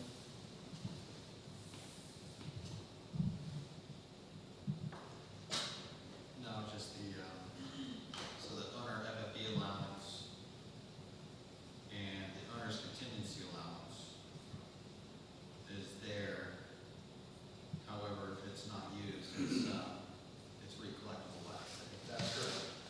There's also a contingency in their contract already to cover any construction contingency items that we may, as we go through design, we may add something to their scope, then that can come out of the construction contingencies in their contract. If that doesn't get used, that will come back to the city also. What else you guys? Now, all these items that say, for example, testing lab allowance, total survey boundary survey allowance, those aren't finite numbers, those are just allocations, just in case they go to that point. That's correct. So you'll notice on that budget spreadsheet, I have a few line items that are highlighted. So the ones that are highlighted are the ones that we've now locked in contraction. Those are the line items that will not move for the remainder of the construction. The ones that are allowances that are not highlighted, those are the ones that are floating until we get them locked in. So once we get the geotech contract, for example, if it only ends up being $3,000, then we'll change that number to 3,000 and we'll highlight it so you know it's established. It's not going to change. So as we go through the process, you'll see more and more numbers highlighted and locked in as we get further on. And the idea with this, again, is just transparency to you all. We'll be bringing you budget updates, schedule updates, design updates throughout the process. The idea is total transparency to you so you know what did we tell you, where we're going to be, and where are we actually.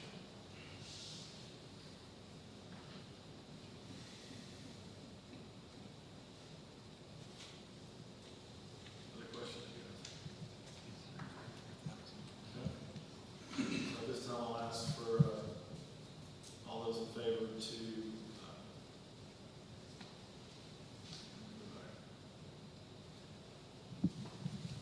all those in favor to approve an all-inclusive budget for the fire station / public safety building project. Okay. Aye. Aye. Chuck, Okay.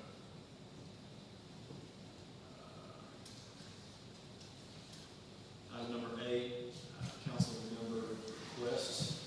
Brian, thank you, sir. And thank you, guys. Thank you, I appreciate it. Thank you. Council member requests for future agenda items.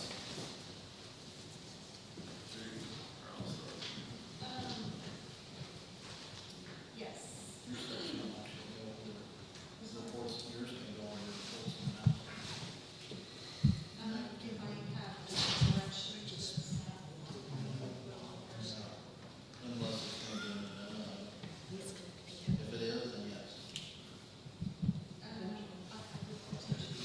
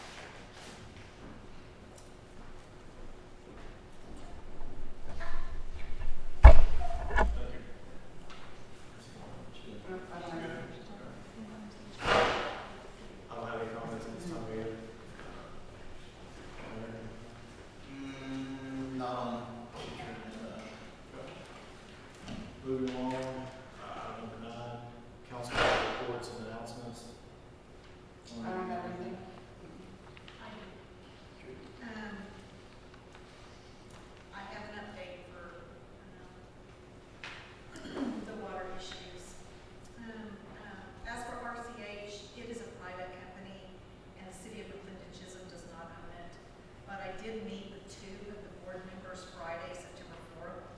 I found out questions and concerns that the citizens had posted on Facebook, and I gave it to them to take back to the other board members.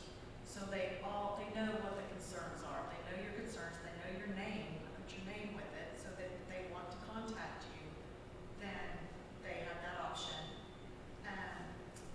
We talked about RCH considering updating their website and contact information, various ways to notify their customers in case of an emergency, such as Nixle, Facebook, websites, signs, contacting the HOAs and all of their websites.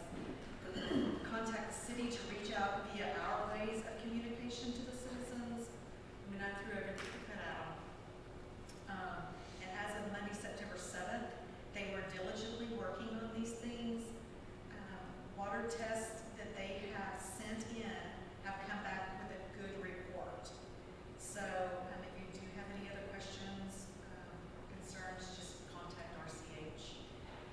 I do have a statement from RCH. This is from them. RCH has engineering plans already in place to lay a new line. Due to the pandemic, this has slowed the process. The new line will run from north of 550 to League Road to Edwards Road to FM 548.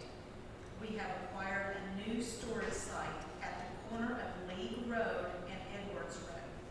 RCH has hired a firm that is in the process of acquiring the last 13 easements. The last testing of water has come back safe, but we are still under the boil water requirement. So please keep limiting your outdoor watering at this time. Along with removing the boil water signs that have been placed around town, RCH will post on its website and advise the Mclendon City Hall staff of when the boil ban is no longer in effect. The city will notify citizens via their city website and Facebook page. I'll probably put it on my Facebook page too, and maybe have some other places put it out there. But thank you for your advance and patience, and apologize for the inconvenience. But I sat there with them, and it was like a 3-hour meeting. And it was a good meeting. They just need to update. They really do. And they know that, and they are working on it. I have been in contact with them literally every day since that. And we'll see. But we have to do our part. I mean, we need water, so we got to do our part. And then, once we can get clean water and fresh water, then it's up to them to do what they're supposed to do. We did what we were supposed to do. We stopped doing the watering of the yards and whatever they asked us to do. And so now it's back on, the ball's back in their court. So it is up to them. And then we'll see. That's all we can do for now. I'll echo a couple of your comments, Trudy. I spoke with one of the board members on Friday morning, and again, they said a lot of the same things. The burn, the pooling recommendation was a precautionary measure. All the tests. Yeah. They came back fine. They come back fine. We as a community are kind of at their mercy. And that's the thing, is they are talking. I mean, they're at least contacting me. I get that, but I would rather have contact with them than them just go dormant and quiet. We have no clue. So I am very thankful that they are still talking to us. And like I said, they call me every day to tell me this. I mean, it's an interesting thing that you're saying. I'm just a member of the public. That doesn't sound like water security to me. Water what? Water security. We don't have water. We're not water secure here. We are at the whim of a extra governmental entity that is deciding whether or not wants to work with you or not. And I mean, I hear what you're saying. I mean, you guys are doing your part. I get it. What I'm saying is I think that you guys do have a role to play in creating water security, not just the quality, but the quantity for people. This item wasn't even on the agenda for discussion, so we got to go ahead and definitely not talking about it. Sorry, Paul. I'm misunderstanding the objection. Well, just because it's not stated on the agenda. It's not on the agenda. It's not, This is just extra comment. She can't have discussion. So we can't. Oh, okay, so we can't engage in a colloquy? Okay. Sorry about We'll that. talk, can we talk after? Okay. But again, Paul. And I'll talk to anybody after. To lead your discussion, I think we're on the same wavelength here that we are relying on a entity that's not part of this city. We do value your input. Correct. We just can't discuss it right at the moment. I understand. but I'm just updating you on what I have done over the weekend and what is being done and what we are at the mercy right now. So, but they are talking to me, so that's a good thing. And I will relay everything I can to you guys. I mean, literally. And I'm here too. I live and I'm boiling water just like everybody else. Really, but, you know. But, you know, so. Other questions or comments, Mr. Phil? No, other than the, all right, economic development team. I'm sorry, what? Economic development team. What time? 6:30. Nathan, do you have anything? No comments or nothing at all. Good to have you back. Yeah, I don't have anything. I mean, RCH has been addressed, that's an issue. And we're still looking for additional answers. So if we don't have any further comments tonight, I will ask for a motion to adjourn our meeting at 9:01 p.m.